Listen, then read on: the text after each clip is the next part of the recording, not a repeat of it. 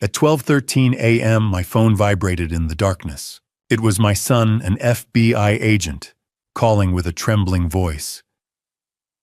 "Dad, turn off all the lights, get to the attic and lock the door immediately. Absolutely, don't let your daughter and her husband know." I knew something terrible had happened, so I followed my son's words without a moment's hesitation. Through a crack in the attic floor, I silently watched, and what I saw destroyed everything I once knew about my family. I'm incredibly grateful you're here with me today.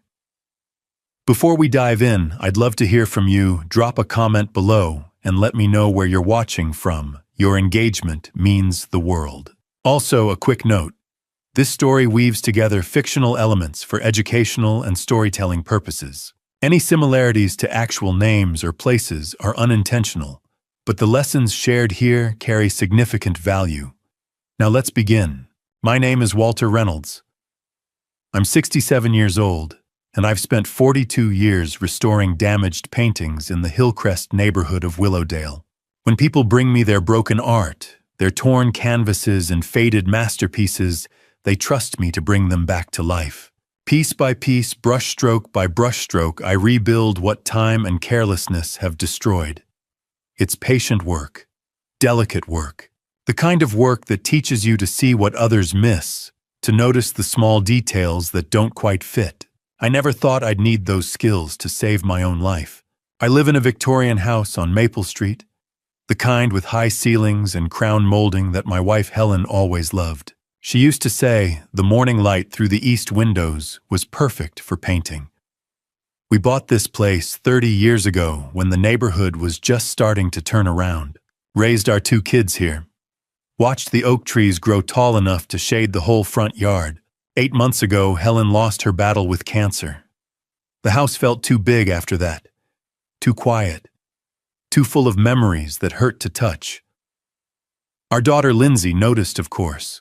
She'd always been perceptive, even as a little girl.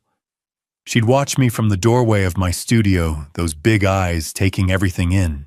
6 months ago, Lindsay showed up with her husband Cameron and a proposition. We were sitting in my kitchen, the autumn sun slanting through those east windows Helen had loved so much. Lindsay reached across the table and took my hand. "Dad, you shouldn't be alone in this big house," she said, her voice soft with concern. "Cameron and I have been talking. Our lease is ending anyway. What if we moved in with you just for a while? We could help out, keep you company. You're not getting any younger." I should have paid attention to that last part. You're not getting any younger. But I was lonely, and she was my daughter, and the thought of having family around again felt like a lifeline. Cameron smiled his practiced smile and added, "We'd take care of everything, Walter. Yard work, maintenance, whatever you need. You've worked hard your whole life. Time to take it easy." So I said yes. They moved in the following week. At first it felt good having people in the house again. Lindsay would make dinner. Cameron would handle the bills that had been piling up. They were attentive, almost too attentive. Every time I turned around, one of them was there asking if I needed anything, if I was feeling all right, if I'd taken my vitamins. The vitamins, that's where it started, though I didn't realize it then. Lindsay brought them to me the first night, a small white pill in her palm. "The doctor prescribed these for you, Dad. They'll help with your memory, keep you sharp." I didn't remember going to any doctor, didn't remember any prescription, but Lindsay seemed so certain, so caring, that I swallowed it down with a glass of water. Every night after that, she'd bring me another pill. Sometimes Cameron would bring it instead, always with that same reassuring smile. "Doctor's orders," he'd say. "These will help." But I didn't feel helped. I felt foggy. My thoughts moved like honey, slow and thick. I'd walk into my studio and forget why I'd gone there. I'd start a sentence and lose the words halfway through. Paintings I'd been working on for years suddenly looked unfamiliar, like someone else had put brush to canvas. The confusion scared me more than I wanted to admit. Maybe they were right. Maybe I was getting old, losing my edge. Maybe I needed help. Then came the hallucinations. One night, I woke to use the bathroom. The house was dark and quiet. I shuffled down the hallway, still half asleep, when I saw her. Helen, standing in the corner of our bedroom, wearing the blue dress she'd been buried in. She was looking at me with those sad eyes, not speaking, just watching. My heart nearly stopped. I blinked hard, squeezed my eyes shut, and opened them again. She was still there. I could see the fabric of her dress moving slightly, as if in a breeze I couldn't feel. "Helen." My voice came out as a whisper. She didn't answer, didn't move. Just stood there watching me with that terrible sadness. I must have made some sound, because suddenly Lindsay was there, her hand on my arm. "Dad, are you okay? What's wrong?" When I looked back at the corner, Helen was gone. I couldn't finish. "How do you tell your daughter you're seeing her dead mother?" Lindsay guided me back to bed, her face arranged in concern. "It's okay, Dad. You were dreaming. The mind plays tricks sometimes, especially at night. That's why you need your rest. And your vitamins." She tucked me in like I was a child, like I was helpless. The next morning, I felt like I was moving through water. Everything seemed distant, unreal. I went down to the kitchen, needing coffee, needing something to clear the fog in my head. Lindsay and Cameron had already left for work. The house was empty again. I was looking for the coffee filters when I knocked over a stack of papers on the counter. They scattered across the tile floor. I knelt down to gather them up, my knees protesting the movement, when one particular page caught my eye. It was a form, official-looking, with the letterhead of some medical facility I'd never heard of. Evergreen Behavioral Center. But that wasn't what made my hands start to shake. It was my name at the top. Walter Reynolds. Age 67. And below that, a series of checkboxes. Delusions, hallucinations, paranoia, memory loss, inability to care for self, danger to self or others. None of the boxes were checked yet. The form was blank, waiting, but it was already filled out with my personal information. My date of birth, my address, even my social security number. Someone had prepared this. Someone was planning to have me evaluated, to have me declared incompetent. I stood there in my kitchen, the morning light streaming through Helen's favorite windows, holding that form in my trembling hands. The coffee pot gurgled behind me, mundane and ordinary, while my whole world tilted on its axis. The next morning I found something that made my blood run cold. A psychiatric evaluation form, with my name on it. I wasn't always this suspicious of my own daughter. There was a time when Lindsay was the light of my life, when her laughter filled this house like music. I can still see her at 8 years old, perched on the tall stool in my studio, watching me work on a damaged oil painting. Some kid had donated it to a school fundraiser, a 19th century portrait with a tear right through the subject's face. Most people would have thrown it away, but Lindsay understood that broken things could be beautiful again. She handed me tools with the seriousness of a surgeon's assistant. When I finally blended the last stroke to hide that terrible tear, she clapped her hands together. "Daddy, why do you fix broken paintings?" She asked, her eyes wide with that child's curiosity that sees magic in everything. I set down my brush and pulled her onto my lap. "Because everything deserves a second chance, sweetheart. Even broken things can be beautiful again, if someone cares enough to try." She hugged me tight. "You're the best daddy in the whole world." I believed her. God help me, I believed her. That was a long time ago. My little girl grew up, went to college, started her own life. She'd visit for holidays, call on Sundays, send photos of her adventures. Helen and I would look at those pictures together, proud of the woman she'd become. 2 years back, Lindsay called with exciting news. She'd met someone. His name was Cameron Drake, and from the way she talked about him, you'd think he'd hung the moon. He was charming, she said, successful, a consultant in real estate investment.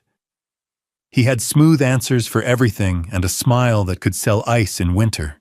They married the following summer, in a small ceremony at the Botanical Gardens. Cameron looked the part of the perfect son-in-law in his expensive suit. He shook my hand afterward, his grip firm and confident. "I'll take good care of her, Walter," he promised. "She's everything to me." I wanted to believe him. He was attentive to Lindsay, polite to us, always ready with a compliment. But looking back now, I can see the calculation behind every gesture, the way he'd steer conversations toward money, toward the value of our house, toward my retirement accounts. How he'd mention that healthcare costs were skyrocketing for people our age. How he'd suggest that Helen and I should think about planning for the future. But I was blind to it then. I just saw my daughter happy, and that was enough. 8 months before they moved in, cancer took Helen from me. It happened fast. One day she was complaining about being tired. 6 weeks later, I was standing in a funeral home picking out a casket. The house became a mausoleum. Every room whispered her name. I drifted through those months like a ghost myself. Stopped taking on restoration projects. Let the mail pile up. Blake, my son, called every few days from wherever the FBI had him stationed, his voice tight with worry. But he was too far away to help, and I was too numb to ask. That's when Lindsay started showing up more often. She'd bring groceries, cook meals I barely touched, sit with me in the living room. She was concerned, she said. I looked thinner. Tired. The house was too much for me to handle alone. Then came the day 6 months ago, when she arrived with Cameron, and a proposal I should have questioned. They sat across from me in the living room. Lindsay reached for my hand. "Dad, Cameron and I have been talking. You need family around you. This house is so big and you're here all alone. What if something happened?" Cameron leaned forward, his expression arranged in practiced sympathy. "We'd love to move in, Walter. Just temporarily while you get back on your feet. We could help with everything. The yard, the bills, making sure you're eating. Right, taking your medications." Medications. I wasn't taking any medications, but I was too tired to argue, too lonely to question. "Are you sure?" I asked. "I don't want to be a burden." "You could never be a burden, Dad," Lindsay said. "You took care of me my whole life. Let me take care of you now." So I said yes. I gave them keys to my house, my sanctuary, my home. They moved in on a Saturday morning in March. That first week, I actually felt grateful. The house had sound and motion again. Someone to talk to over morning coffee. But small things started changing. Cameron offered to help organize my bills. Before I knew it, he was writing checks from my account, managing my finances, to take the stress off. Lindsay started going through my medications, bringing me pills in the morning, pills at night, always with that same concerned smile. And I started feeling different, foggy, disconnected, like my own thoughts were moving through mud. Within weeks, Cameron started installing security cameras. He did it methodically, room by room, always with a reasonable explanation. The front door camera was for package theft. The living room camera was in case I fell. The hallway camera could monitor if I was wandering at night. "For your safety," he'd say, mounting another small black eye to watch my every move. "At your age, we can't be too careful." I watched him drill holes in Helen's carefully painted walls and told myself it was thoughtful, that they cared. I didn't realize they were watching me in my own home. It took me a few days to realize just how many cameras Cameron had installed, slowly, methodically, like a net tightening around me. The first one I'd noticed was in the living room, mounted high in the corner near the crown molding. Cameron had pointed it out casually one afternoon. "Just a precaution, Dad," he'd said. "You know, in case anything happens." At the time, I'd nodded. It seemed reasonable. I was 67 after all, and Helen was gone. Maybe it wasn't such a bad idea to have a little extra security. But then I found another in the hallway, and another in the kitchen angled toward the stove, and one more in the upstairs bathroom tucked behind the mirror's edge where I almost didn't see it. That one made my stomach turn. I stood there for a long moment staring at the tiny black lens, feeling something cold settle in my chest. When I finally asked Cameron about it, he was ready with an answer. "Dad, at your age, what if you fall? What if you have a dizzy spell in the shower? We need to be able to help you." His tone was patient, almost patronizing the way you'd talk to a child. I wanted to argue, but the words stuck in my throat tangled up with the fog that had been clouding my mind for weeks. So I said nothing. It wasn't until later that evening that I realized something else. There were no cameras in their bedroom. None in Lindsay's private bathroom either. I'd walked past their door on my way to the attic studio and glanced in just for a second and seen nothing. No blinking red lights, no lenses watching from the corners. I stood at the foot of the attic stairs and let that sink in. They were watching me everywhere, except in the two places they controlled their own space and mine. When I asked Cameron about it the next morning, he didn't miss a beat. "The attic, Dad. You've got all those chemicals up there, turpentine, varnish, all that restoration stuff. The fumes would wreck the cameras in a week." He clapped me on the shoulder, his grip just a little too firm. "Besides, you're safe up there. You're doing what you love. We don't need to worry about you when you're painting." I nodded again. I always seem to be nodding these days, but something about his answer didn't sit right. I'd been restoring art for 42 years, and I knew damn well that the ventilation system Helen and I had installed kept the fumes under control. There were cameras designed for harsher environments than my studio, but I didn't say any of that. I just smiled and went back to my coffee. That same afternoon, I tried calling an old friend, George Mercer, a fellow restorer I'd known since the 80s. But when I picked up my phone, Cameron was there in an instant, his hand outstretched. "Who are you calling, Dad?" "George, just checking in." Cameron's smile didn't reach his eyes. "You know George hasn't called in a while, has he? Maybe he's busy. Why don't you rest instead?" Before I could answer, he took the phone from my hand. Not roughly, just firmly enough that I didn't fight him. He set it on the counter face down. "I'll make sure to remind you to call him later," he said. But later never came. It happened again 2 days after that. This time it was my son, Blake. I saw his name light up the screen, Blake Reynolds, FBI, and my heart leapt. I hadn't spoken to him in over a week, which was unusual. Blake called every Sunday like clockwork. I reached for the phone, but Cameron was faster. He snatched it off the table, his thumb swiping to decline the call. "Dad, you're supposed to be resting. Blake's probably just checking in. I'll text him later and let him know you're fine. I want to talk to him," I said, and I hated how weak my voice sounded. Cameron's expression softened into something that might have been sympathy. "Dad, Blake's busy. He's out there saving the world, dealing with criminals and terrorists. The last thing he needs is to worry about you. Let him do his job. We've got you covered here." I wanted to grab the phone back. I wanted to shout that Blake was my son, that I had every right to talk to him. But the fog was there again, pressing down on my thoughts, making everything feel too heavy to lift.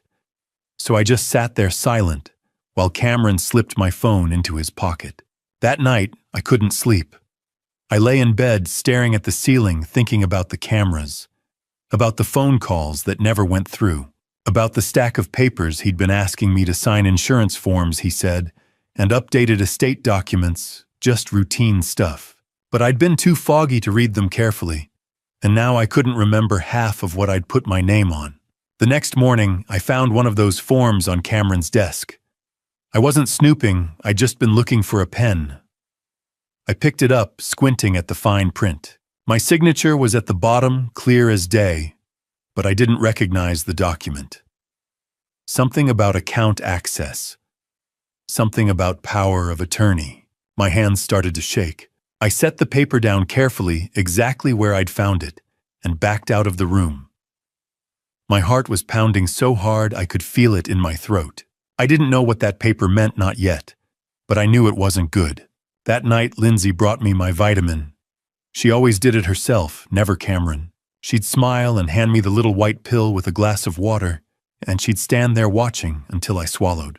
But this time I didn't. I took the pill, placed it on my tongue, and brought the glass to my lips.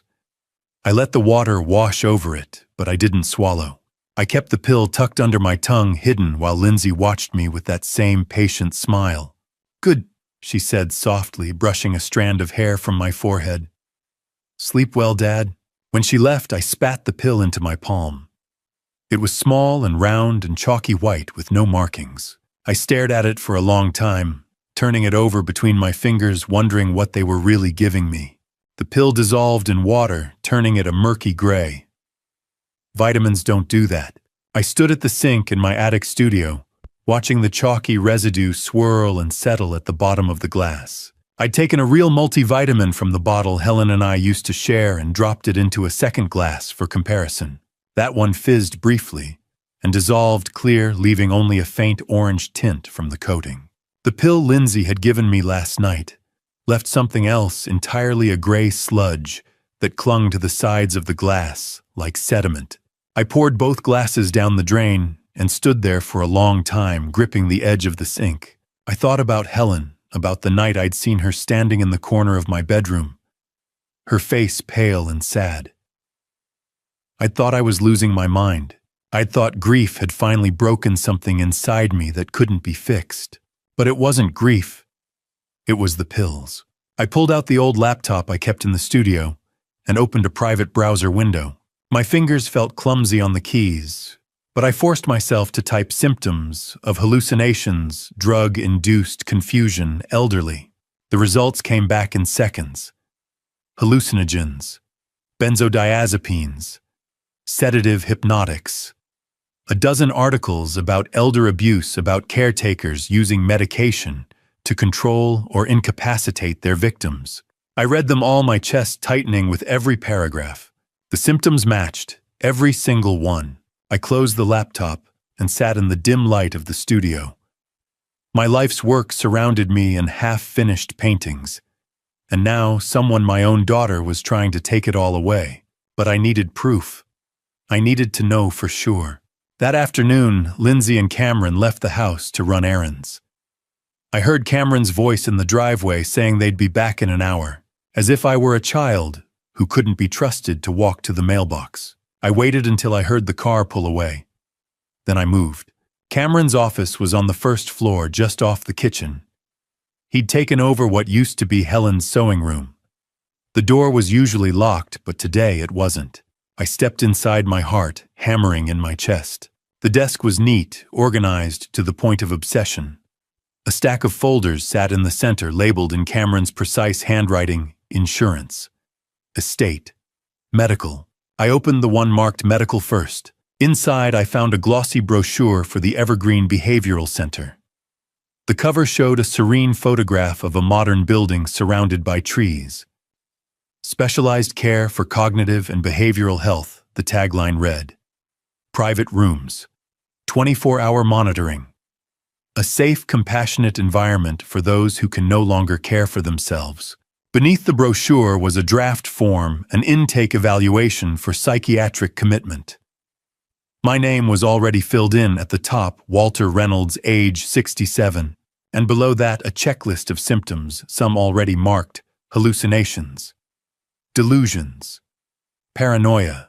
The boxes were checked in blue ink. Cameron's handwriting.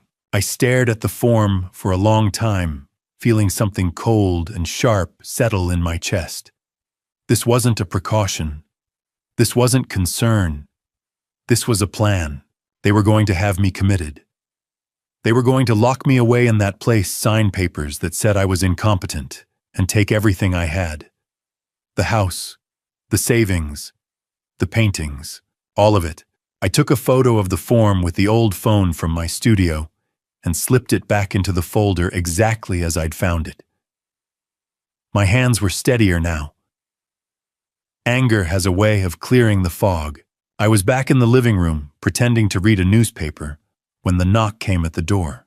At first I thought it was Lindsay and Cameron returning early, but the knock was too soft, too hesitant. I opened the door to find Catherine Hayes standing on the porch, a ceramic dish covered in foil in her hands. Catherine was a fixture of the neighborhood, 65, silver-haired, with sharp eyes and a no-nonsense manner. She and Helen had been friends. I hadn't seen much of her since the funeral. "Walter," she said, her voice warm but cautious. "I brought you some casserole." She paused, her gaze sweeping over me. Her expression shifted. "Are you all right?"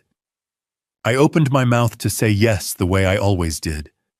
But something stopped me. Maybe it was the way she was looking at me, not with pity, but with the sharp, clinical assessment of someone who'd spent 3 decades as a nurse. Catherine stepped inside, setting the casserole on the hall table. She lowered her voice. "Walter, I've been a nurse for 30 years. I know medication issues when I see them. You don't look well." I glanced toward the stairs, toward the cameras I knew were watching. But Catherine had already noticed.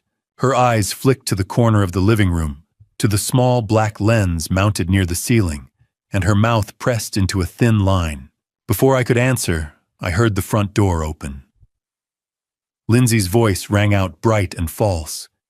She appeared in the hallway a moment later, her smile freezing when she saw Catherine. "Mrs. Hayes, how nice of you to stop by. But Dad really needs to rest." "Don't you, Dad?" Catherine didn't move. I appreciate your concern," Lindsay said, stepping between us. "But we have everything under control. Cameron and I are taking excellent care of him." Catherine's jaw tightened. For a moment I thought she might argue, but then she picked up her empty dish and turned toward the door. As she passed me, she leaned in close. Her voice barely a whisper. "If you need me, I'm 2 houses down." And then she was gone. Lindsay closed the door and turned to me, her smile sharp. "Dad, don't bother the neighbors with your episodes.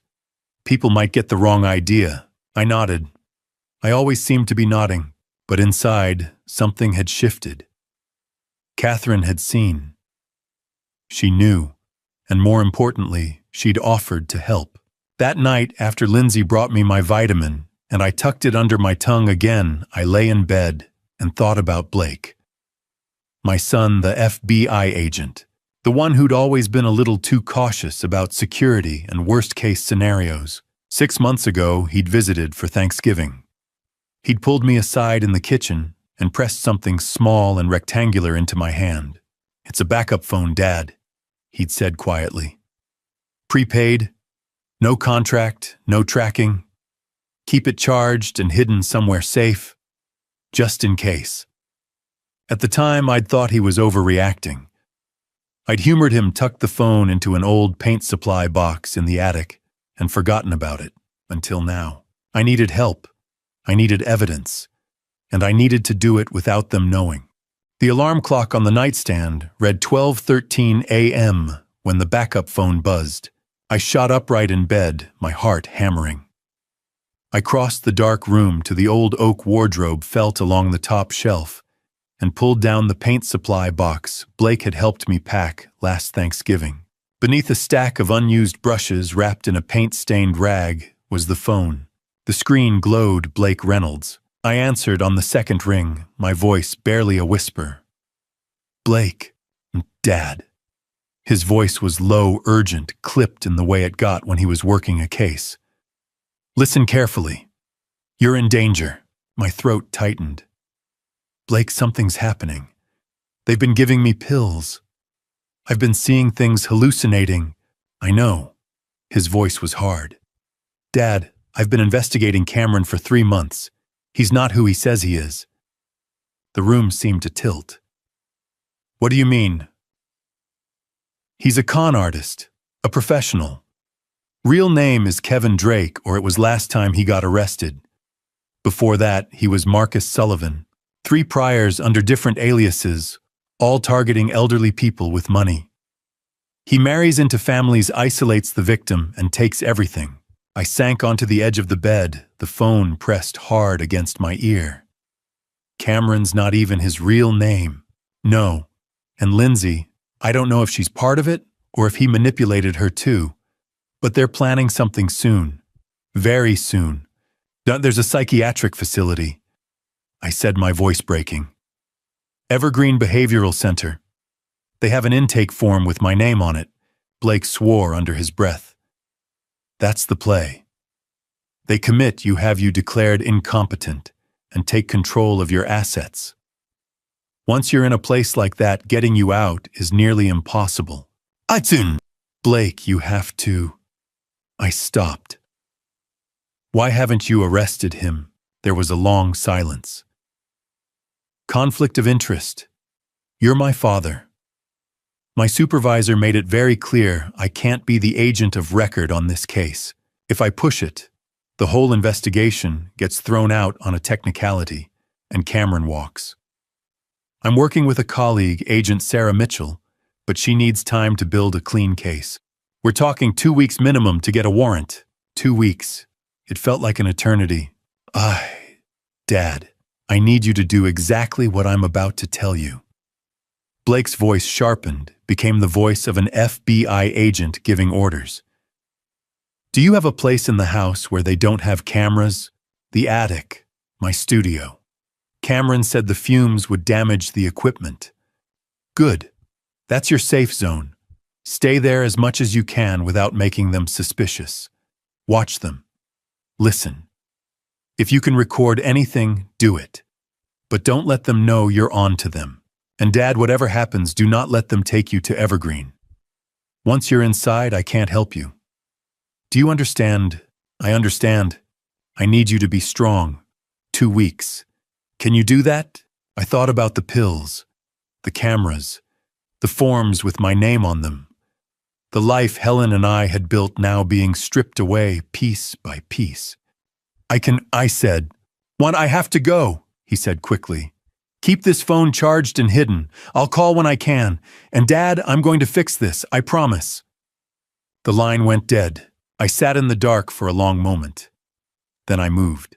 I checked every lock, turned off every light in the house, even the porch lamp that Helen used to leave on all night.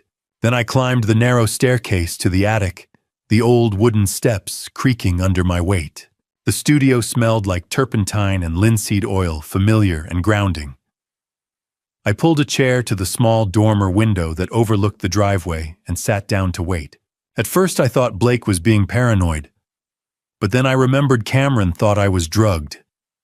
He thought I was confused, compliant, halfway to the psychiatric ward already. He didn't know I'd stopped taking the pills. At 1:30 a.m. I saw them. 2 vehicles moving slowly down the quiet street with their headlights off. A black SUV and a gray sedan, both with plates I couldn't make out. They rolled into the driveway and stopped, engines idling softly. 3 men got out. All of them were tall, broad-shouldered, dressed in dark clothing that blended into the night. They didn't speak. They moved with the efficiency of people who'd done this before, and then Cameron appeared. He opened the front door from the inside, gestured them in. No words. Just a quick nod, and they disappeared into the house below me. I pressed myself against the window frame, barely breathing. From my vantage point in the attic, I could see into the first-floor study through the gap in the curtains. The men moved through the room with flashlights, their beams cutting sharp lines through the darkness. They went straight to the old filing cabinet where I kept my personal documents. One of them knelt and pulled out the small safe I'd bolted to the bottom shelf, the one that held Helen's jewelry, our property deeds, and the original copies of our wills. He opened it. Within seconds, the safe was open. They pulled out a large manila envelope and a thick stack of papers. I couldn't see exactly what they were, but I could guess. Deeds, bank statements, insurance policies, everything Cameron would need to take legal control of my life. 30 minutes later, they were gone. The cars rolled back out of the driveway, headlights still off, and vanished into the night. I waited another 10 minutes, then crept downstairs and checked the study. The safe was still open, its contents scattered. The envelope and half the documents were missing. Cameron had locked the front door again and gone back to bed as if nothing had happened. I returned to the attic and sat by the window watching the sky. My hands were still shaking, but it wasn't fear anymore. It was rage, cold, sharp, and clarifying. After they left, I sat in that attic until dawn broke. Watched the sky turn from black to gray to pale blue, thinking, planning. By the time morning came, I knew exactly what I needed to do. I nearly jumped out of my skin when Lindsay's voice called from the bedroom doorway. "Dad, I thought I heard you talking." My hand shot to the phone hidden beneath my pillow, Blake's backup phone, still warm from the call. I forced myself to stay still. The room was dark, the sky outside just beginning to lighten with the first pale hints of dawn. Lindsay stood in the doorway, silhouetted against the hallway light. I blinked slowly, as if waking from a deep sleep, and let my head loll to one side. "Helen," I mumbled, slurring the word. "Where did you put the brushes?" Lindsay stepped into the room, her expression sharp. "Dad, were you on the phone?" I blinked again, meeting her eyes with what I hoped was confusion. "Phone." My voice cracked thick with false drowsiness. "No. I was dreaming about your mother." She didn't move. For a long moment, she just stood there watching me. Then her gaze swept the room over the nightstand, where my regular phone sat untouched, over the wardrobe, over the rumpled blankets. I kept my breathing slow and even my face slack. Finally, she sighed. "Okay, Dad. Go back to sleep." But her voice was tight, uncertain. She pulled the door closed, and I heard her footsteps retreat down the hall. I waited, counted to 60. Then I slipped the backup phone from under the pillow, wrapped it in an old shirt, and buried it at the bottom of the wardrobe beneath a stack of sweaters. My hands were shaking. That had been too close. A few hours later, after a tense breakfast, where I palmed Lindsay's vitamin under my tongue and spat it out in the bathroom, I made my announcement. "I think I'll spend the day in the attic," I said, keeping my tone casual. "Need to sort through some old paintings." Lindsay looked up from her coffee, her smile a little too bright. "That's nice, Dad. Just don't overdo it, okay?" Cameron called from the kitchen, his voice cheerful and false. "Yeah, Dad. Take it easy up there." I nodded and climbed the narrow staircase to the attic. The studio smelled the way it always had, linseed oil and turpentine old wood and dust. Sunlight streamed through the dormer window, cutting bright shafts through the air. This was my sanctuary. Helen and I had converted the attic together 30 years ago. Every corner of this room held a memory. 17 paintings were stored here in various stages of completion. A Hudson River School landscape from the 1870s. A Victorian-era portrait of a young woman in a lace collar. A Baroque still life that I'd been restoring for a museum before Helen got sick. And then there was the portrait of Helen herself. I turned to look at it now, leaning against the far wall. Life-sized, painted in oils 30 years ago when we were newlyweds. She wore a navy blue dress, her hands folded in her lap, holding a single white rose. Her expression was serene, faintly amused, as if she'd been listening to a joke I'd just told. It was the best work I'd ever done. For 15 years, it had hung in the living room above the fireplace, watching over the house, until 3 weeks ago, when I'd told Lindsay I wanted to bring it up here for cleaning. She'd helped me carry it upstairs, and I'd promised to rehang it soon. I hadn't, and now I was glad. I spent the next hour moving paintings around, pretending to organize, all the while thinking about Blake's instructions. Watch them. Listen. Record anything you can. At one point, I knelt down to shift a canvas and noticed something I'd never paid attention to before: a gap in the floorboards. Not large, maybe half an inch wide, where the old wood had settled and shrunk over the decades. I pressed my face close to the floor and peered through. Below me, I could see straight down into the living room. The angle was perfect. From here, I had a clear view of the sofa, the coffee table, even the front door. I could see Lindsay sitting on the couch, her phone in her hand. A moment later, Cameron walked into view, carrying something, a thick stack of cash bundled with rubber bands. He dropped onto the sofa beside her and started counting it. Hundreds, by the look of them. Lindsay said something I couldn't hear, her face tense, and Cameron laughed, a sharp, dismissive sound that carried even through the floorboards. I watched their body language. Cameron grinned, gesturing with the cash. Lindsay shook her head, glanced toward the stairs, bit her lower lip. She looked nervous, afraid even, or maybe guilty. But I couldn't hear them. The floor was too thick, the distance too great. I could see, but I couldn't listen. And without sound, all I had were guesses. I sat back on my heels, frustrated. I need to hear them. I need evidence. Real evidence. I turned back to the workbench, scanning the clutter of tools and supplies. My gaze landed on the small digital camera I used for documentation, photographing paintings before and after restoration. It was old, but functional, with a decent video mode and a built-in microphone. The memory card could hold hours of footage. I picked it up, turning it over in my hands. The lens was small, unobtrusive. If I could hide it somewhere with a good view of the living room, somewhere they looked at every day, but never really noticed. My eyes drifted back to the portrait of Helen. It hung in the living room for 15 years, right above the fireplace facing the sofa. The frame was 4 inches wide, solid oak with a hollow space behind the canvas where the backing board sat. There was room in there. Enough room to tuck a small camera into the corner angled just right, and no one would ever suspect. Why would they? It was just a painting. A portrait of my late wife, a fixture of the house, something they saw every day but never truly noticed. The plan started to take shape. I had the camera. I had the location. Now I just needed to figure out how to hide it in plain sight, without them knowing I'd been anywhere near that portrait. Installing a camera in my wife's portrait felt like a betrayal.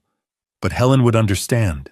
She always did. I sat in the attic studio staring at the small digital camera I'd ordered 2 days ago, a surveillance device no bigger than a coin with a pinhole lens and built-in Wi-Fi. It had arrived at Catherine Hayes' house that afternoon, hidden in a plain brown box. Catherine had knocked on the back door while Lindsay and Cameron were out, slipped the package into my hands, and left without a word. Now the camera sat on my workbench, gleaming under the light. Motion activated. 1080p resolution, night vision, rechargeable battery, good for 7 to 10 days. And most importantly, small enough to hide in plain sight. I thought about Helen's last words to me, spoken in the dim quiet of the hospice room 8 months ago. Her hand had been so light in mine, fragile as paper, but her grip had been firm. "Take care of yourself, Walter," she'd whispered. "Don't let anyone take advantage of your kindness. You're too good, you know that, too trusting." At the time, I'd brushed it off. "Who would take advantage of me, Helen? I'll be fine." She'd smiled, sad and knowing. "Promise me. Promise you'll be careful." "I promise." I hadn't understood then, but I understood now. Helen had seen something in Lindsay. Maybe not the full scope of it, but enough to worry, enough to warn me. And I'd been too grief-stricken, too distracted to notice the signs. I looked at the portrait leaning against the wall, the one I'd painted 30 years ago, when Helen's hair was still dark and her eyes still bright. Her face gazed back at me, serene and steady. "Forgive me, sweetheart," I thought. "I'm using your beautiful face to catch the ugly truth about our daughter. But I know you'd want me to protect myself." I picked up the camera and got to work. The first step was to tell Lindsay I was bringing the portrait back downstairs. I found her in the kitchen that afternoon, scrolling through her phone. She looked up when I appeared in the doorway. "Lindsay," I said, keeping my voice casual, "I'm bringing your mother's portrait back down today. The frame's fixed." She blinked, surprised. "Oh. Dad, you don't have to go to all that trouble." I cut her off, my voice firmer than it had been in weeks. "This is your mother. I painted this. I'm not leaving it damaged." For a moment, she just stared at me. It was the first time I'd pushed back against her in months, the first time I'd refused to be placated or redirected. "Okay, Dad," she said slowly. "Whatever you want." Cameron glanced over from the sink, his expression unreadable. "Need help carrying it down, Dad?" "No," I said. "I can manage." I climbed back upstairs, my heart pounding. The installation took 2 hours. I worked methodically the way I always had when restoring a painting. First, I laid the portrait face down on the workbench. Then, I removed the small tacks holding the backing board in place, gently lifting it away to reveal the hollow space behind the canvas. The stretcher bars created a gap of about 2 inches between the painted surface and the backing. Plenty of room. I studied the back of the canvas, tracing the faint outline of Helen's face through the weave of the fabric. Her eyes. That's where the camera needed to go. Using a precision drill bit, just 2 millimeters wide, I carefully pierced a hole through the canvas from the back, positioning it at the exact center of her left pupil. The drill bit slid through easily, and when I held the canvas up to the light, I could see a pinpoint of brightness where the hole had opened. Her eyes always seemed to follow you around the room, I thought. Now they really would. I mounted the camera on a small strip of double-sided tape, pressing it firmly against the back of the canvas so that the lens aligned perfectly with the pinhole. Then I powered it on and connected my old tablet to the camera's Wi-Fi signal, an independent network that wouldn't show up on Cameron's router. The app loaded slowly, and then the screen flickered to life. I was looking at my own workbench from the camera's perspective. The image was dim light, struggled to pass through such a small opening, but it was clear enough. I tested the microphone by speaking aloud. A moment later, I played back the recording. My voice came through crisp and clear. Perfect. I carefully replaced the backing board, securing it with the tacks, and turned the portrait over. From the front, there was nothing. No sign of the camera, no hint of the tiny lens hidden in the painted pupil. Just Helen's face unchanged, watching the world with the same calm patience she'd always had. I sat down and looked at her. Forgive me, sweetheart," I said quietly. "I'm using your beautiful face to catch the ugly truth about our daughter. But I know you'd want me to protect myself. You always did." In the silence, I felt something, a faint sense of reassurance, as if Helen were standing beside me, her hand on my shoulder. Carrying the portrait downstairs was harder than expected. The frame was solid oak, heavy and unwieldy. I maneuvered it into the living room and lifted it carefully onto the hooks above the fireplace, the same spot it had occupied for 15 years. The angle was perfect. Helen's gaze and the camera's lens looked straight across the room toward the sofa and the coffee table. Anyone sitting there would be directly in view. Lindsay appeared in the doorway a moment later, her arms crossed. She looked at the portrait, then at me. "It looks good, Dad," she said softly. "Mom looks beautiful." "She always was," I replied. She stood there for a few seconds longer, then turned and walked away. She had no idea Helen was watching her now. That evening, I sat in the attic with the tablet in my lap. At 9:47 p.m., the motion sensor activated. Lindsay and Cameron walked into view and sat down on the sofa directly beneath the portrait. And they started talking. I will never forget the first words I heard through that camera. "How much longer until we can move the old man to Evergreen?" I sat in the darkness of the attic, earbuds pressed into my ears, the tablet glowing faintly in my lap. The live feed from Helen's portrait showed Lindsay and Cameron on the sofa below, drinks in hand, relaxed and smiling. They thought they were alone. They thought they were safe. They had no idea Helen was watching. My hands were shaking so badly, I nearly dropped the tablet. I pressed the record button just in case the motion activation failed and turned up the volume. Cameron stretched his arm across the back of the sofa, his voice smooth and confident. "The appointment with Russo is next Thursday. He'll declare your dad incompetent." Lindsay took a sip of her wine, her expression thoughtful. "Are you sure he'll sign off on it?" Cameron laughed, a low, easy sound that made my stomach turn. "Babe, I paid him $50,000. By Friday, we'll have the commitment papers. $50,000. For a doctor to lie, to declare me insane, to lock me away." I felt something cold and sharp settle in my chest, but I forced myself to keep listening. Lindsay set her glass down on the coffee table and leaned back, exhaling slowly. "God, I can't wait to get out of this house. I'm so tired of pretending to care. The words hit me like a fist to the gut. Pretending to care. Every time she'd asked if I was okay. Every time she'd brought me those pills with that gentle, concerned smile. Every time she'd touched my shoulder and said, "We're here for you, Dad." It had all been a lie. Cameron grinned. Think about it, 3.2 million in the bank plus the paintings. Ashford says the collection's worth 1.2 million on the black market. Ashford. I committed the name to memory. An art dealer, apparently. Someone who trafficked in stolen goods. Lindsay laughed, light and musical, the same laugh she'd had as a little girl when I used to swing her around the living room. But now it sounded different. Hollow. Venomous. 4.5 million total, she said, swirling her wine. Not bad for 6 months of playing the devoted daughter. I stared at the screen, tears blurring my vision. That was my daughter. My little girl. The one who used to sit in my studio and ask me about second chances. The one who'd cried at Helen's funeral and held my hand through the service. Where had she gone, or had she ever really been there at all? Cameron took a drink and leaned forward, his elbows on his knees.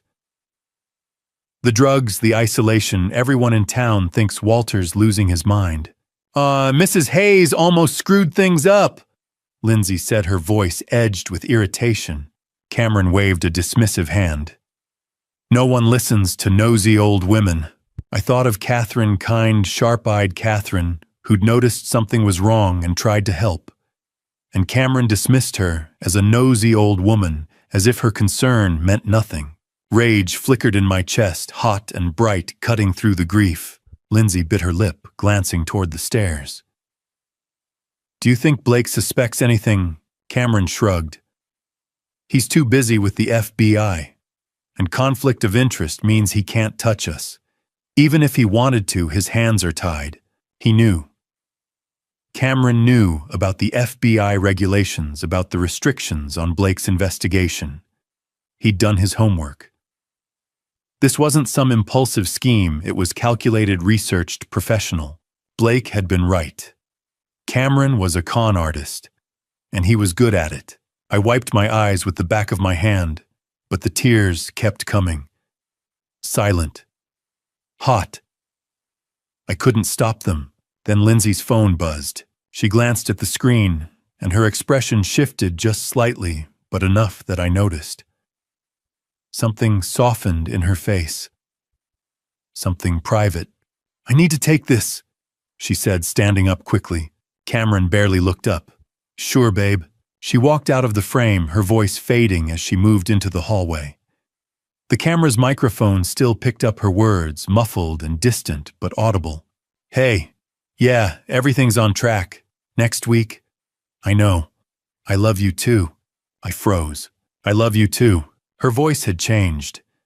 It wasn't the cool, calculating tone she used with Cameron. It was warm, intimate, tender. She came back into the living room a moment later, slipping her phone into her pocket. Cameron looked up from his drink. "Your mom?" Lindsay didn't hesitate. "Yeah, she was just checking in." Cameron nodded and took another sip, completely unbothered. But I sat there in the dark, my heart pounding, my mind racing. Liar. Lindsay's mother, my wife, had been dead for 8 months. So who the hell had she just told she loved? I watched the rest of the recording in silence. Lindsay and Cameron finished their drinks, talked briefly about logistics, moving expenses, travel plans, something about a rental property in Florida, and then went to bed.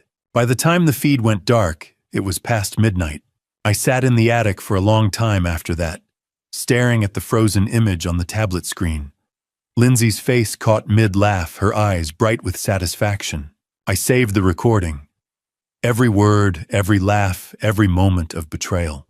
The file uploaded automatically to a cloud account I'd set up under a fake name, one more precaution Blake had taught me years ago, back when I thought he was being paranoid. But that phone call haunted me. "I love you too." Who was she saying that to? Because it sure as hell wasn't Cameron sitting right next to her. The next morning, Catherine Hayes was standing on my doorstep. And she wasn't leaving without answers. I saw her through the front window before she knocked, silver hair pulled back in a neat bun, her posture rigid with determination. Lindsay and Cameron had left half an hour earlier, something about errands and appointments, and I'd been alone in the house reviewing last night's recording for the third time. When the knock came, I hesitated. But then I remembered the way Catherine had stood up to Cameron, the way she'd called elder abuse by its name, and I opened the door. "Walter," she said, her voice low and urgent. "We need to talk. My sister died in a place like Evergreen." I recognized the pattern. I stepped aside and let her in. We sat in the attic, the safest place in the house. Catherine didn't ask why I led her there. She just followed, her sharp eyes taking in the paintings, the workbench, the small tablet I'd left sitting by the window. "Your sister?" I asked quietly. Catherine nodded, her hands folded tightly in her lap. "Sarah, my younger sister. 10 years ago, her daughter-in-law had her committed to a facility just like Evergreen. Said Sarah was delusional, a danger to herself. Within 6 months, Sarah was dead. And by the time I found out what was really happening, it was too late." Her voice cracked on the last word, and I saw the weight of a decade's guilt settle across her shoulders. "I didn't fight hard enough for her," Catherine said. "I let them convince me she was sick, that the family knew best. I won't make that mistake again." I looked at her for a long moment, this woman who'd barely known me before Helen died, who had no reason to get involved in my mess. And I made a decision. "I know," I said. "I know what they're planning." I showed her the tablet, played her a snippet of last night's recording, just enough. Cameron's voice, smooth and confident, 3.2 million in the bank. Lindsay's laugh. "Not bad for 6 months of playing the devoted daughter." Catherine's face went pale, then red with fury. "I called your son," she said, her voice shaking. "Blake. I found his number in the FBI directory, and I called him 2 days ago. Told him what I've been seeing, the pills, the isolation, the way they watch you. He said he's working on it, but he needs time. He said my testimony would be crucial because I'm an independent witness, not family." "Thank you," I whispered. Catherine reached into her purse and pulled out a small notebook. "I've been keeping a log. Dates, times, things I've observed. Lindsay intercepting your mail. Cameron blocking visitors. The way you've looked confused, unsteady since they moved in." She set the notebook on the workbench. "This is yours now. Use it however you need to." Then she pressed a key into my hand, a small brass key on a plain ring. "My house. 2 doors down. If you need to get out, my door is always open." I stared at the key, my throat tight. "Catherine, don't thank me," she said firmly. "Just promise me you'll fight. Promise me you won't let them win. I promise." We were coming down the attic stairs when I heard the front door open. Catherine and I froze. I glanced at her, saw the flicker of alarm in her eyes, but she straightened her shoulders and kept walking. Cameron appeared in the hallway, his expression unreadable. His gaze flicked from Catherine to me, then back to Catherine. "Mrs. Hayes," he said, his voice cool and measured. "I didn't realize we were expecting company. I brought Walter a casserole," Catherine said smoothly. "Just checking in." Cameron's smile didn't reach his eyes. "That's very kind. But Walter's family is taking care of him. He doesn't need outside interference." Catherine's jaw tightened. "I'm not interfering. I'm concerned." "Your concern is noted," Cameron said, stepping closer. "But Walter's situation is a private family matter." "Elder abuse is not a private family matter," Catherine said, her voice hard. "It's a crime." The air in the hallway seemed to freeze. Cameron's smile vanished. For a moment, he just stared at her, his eyes cold and sharp. "Be careful with accusations, Mrs. Hayes," he said softly. "Slander is also a crime." Catherine didn't blink. "So is poisoning someone without their consent." Cameron went very still. I could see the calculation happening behind his eyes, weighing his options, deciding how to respond. Finally, he smiled again, but it was a thin, dangerous thing. I think it's time for you to leave, Mrs. Hayes. Catherine turned to me, her expression softening. Walter, you have my number. Call me anytime.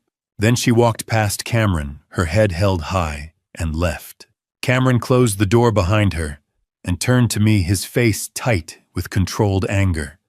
Walter, he said, his voice low. I don't want that woman in this house again.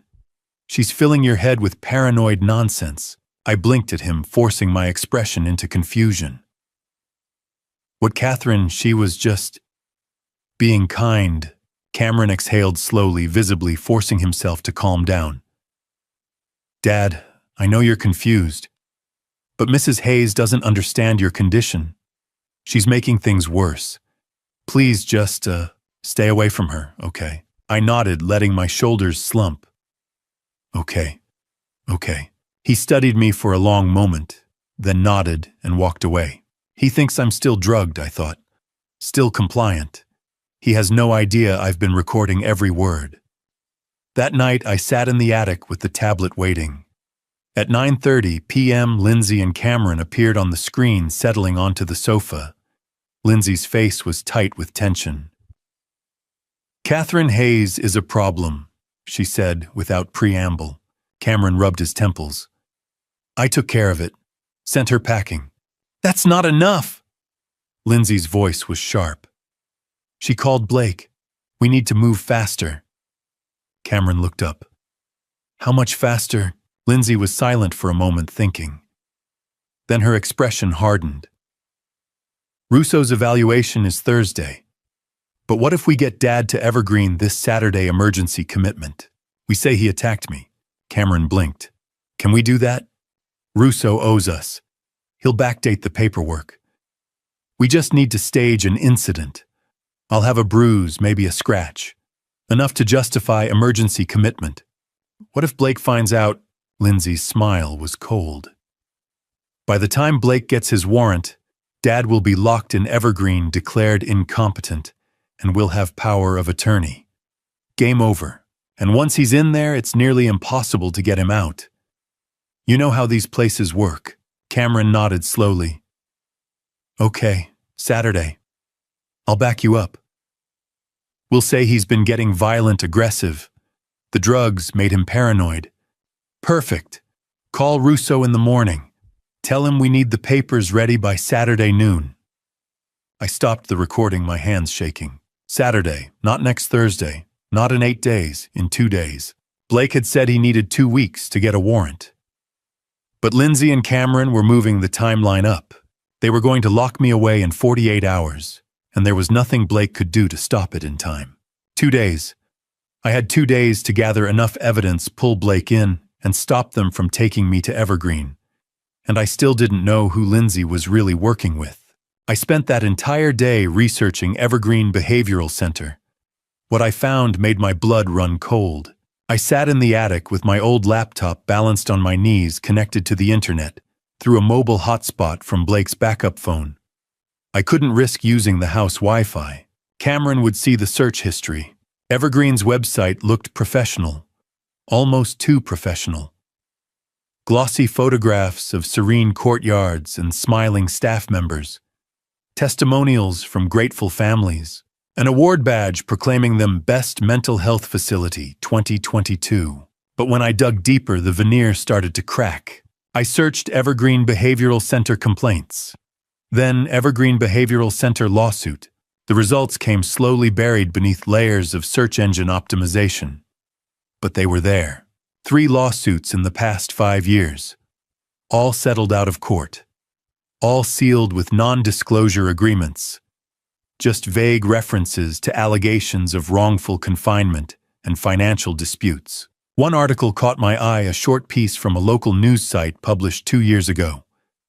The headline read, "Family Questions Mental Health Facility After Mother's Passing." The article mentioned a man named Robert Klein, 58, whose mother Margaret had died after 6 months at Evergreen. Robert had tried to sue, but the case had been settled quietly. Reading between the lines, it was clear Robert hadn't gotten justice. Just money. Hush money. I kept searching. Robert Klein's name led me to a Facebook group, Families Against Elder Abuse. I found his profile, sent him a private message, and waited. He replied 30 minutes later with a phone number. My hands were shaking when I dialed. "Hello." Robert's voice was wary, tired.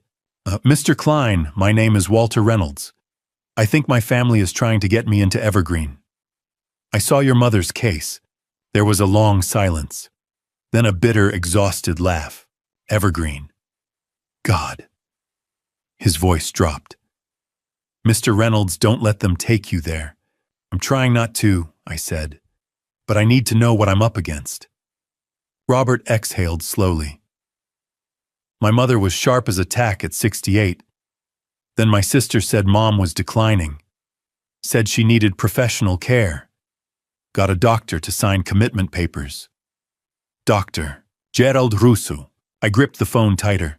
"Russo, Dr. Gerald Russo, Sahantasha Mukutikakam, Spanomon. You know him too." Robert's voice turned hard. "He's part of the racket. He signs off on anyone Evergreen wants." Within 2 months at Evergreen, my mother actually was confused. They had her so drugged up she couldn't remember her own name. She had $2 million in savings, Mr. Reynolds. By the time I finally got her out, there was 40,000 left. 40,000, I repeated, stunned. Evergreen charges 15,000 a week. Over 6 months, that's 360,000. Where did the rest go? His voice cracked. I found wire transfers to shell accounts, payments to consultants and legal fees I never authorized. By the time I got access to her records, it was too late. And 3 months after I brought her home, she died. Heart failure, but I know it was the drugs. I closed my eyes. "I'm sorry." "Wait, don't be sorry. Fight."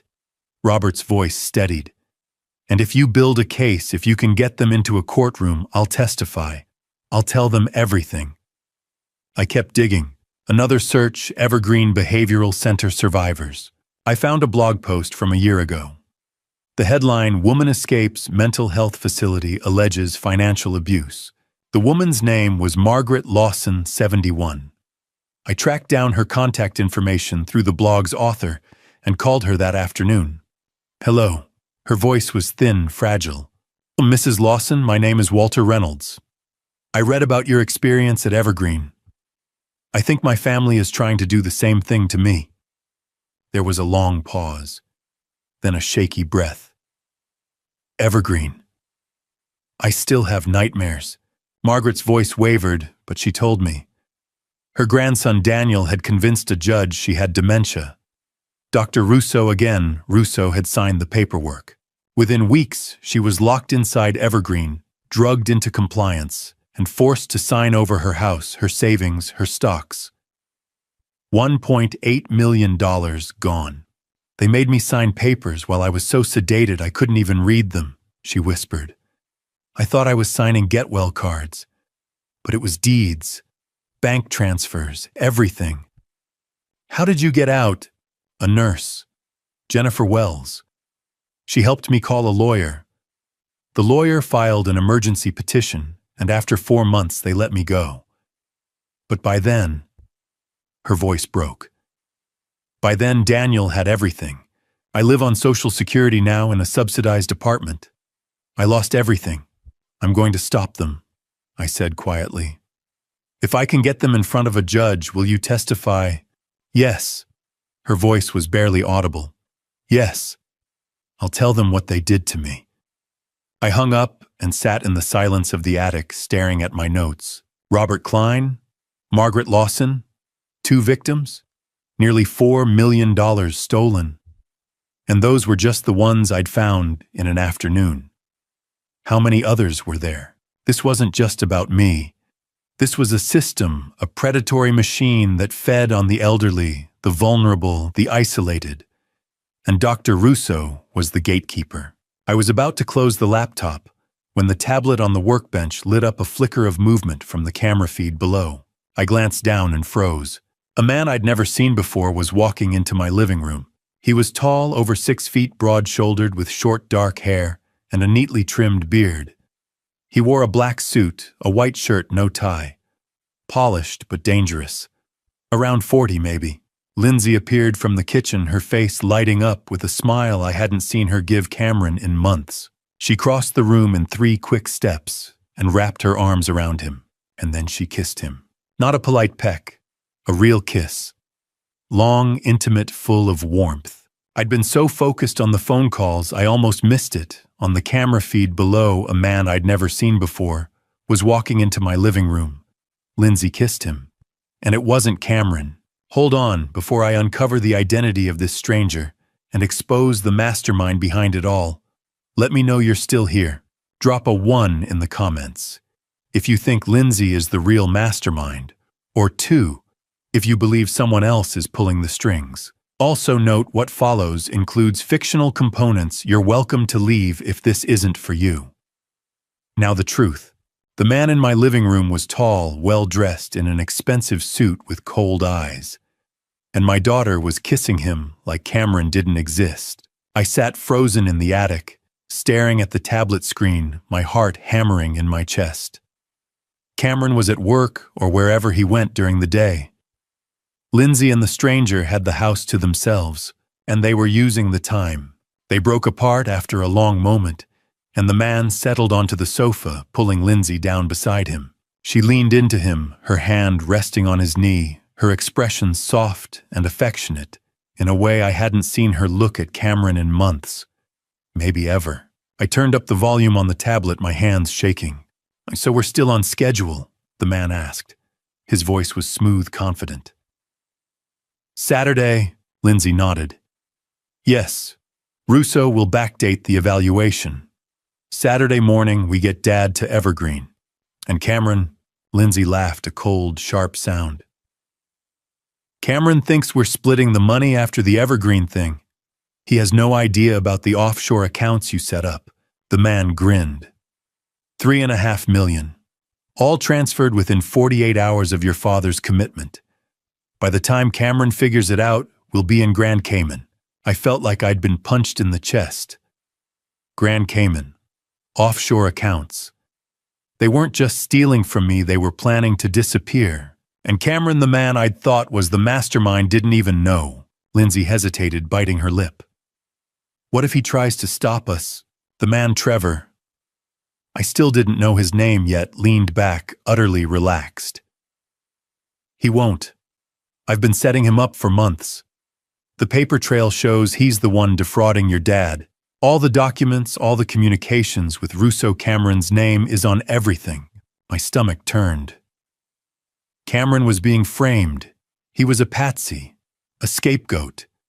And when this all came crashing down, he'd be the one holding the bag.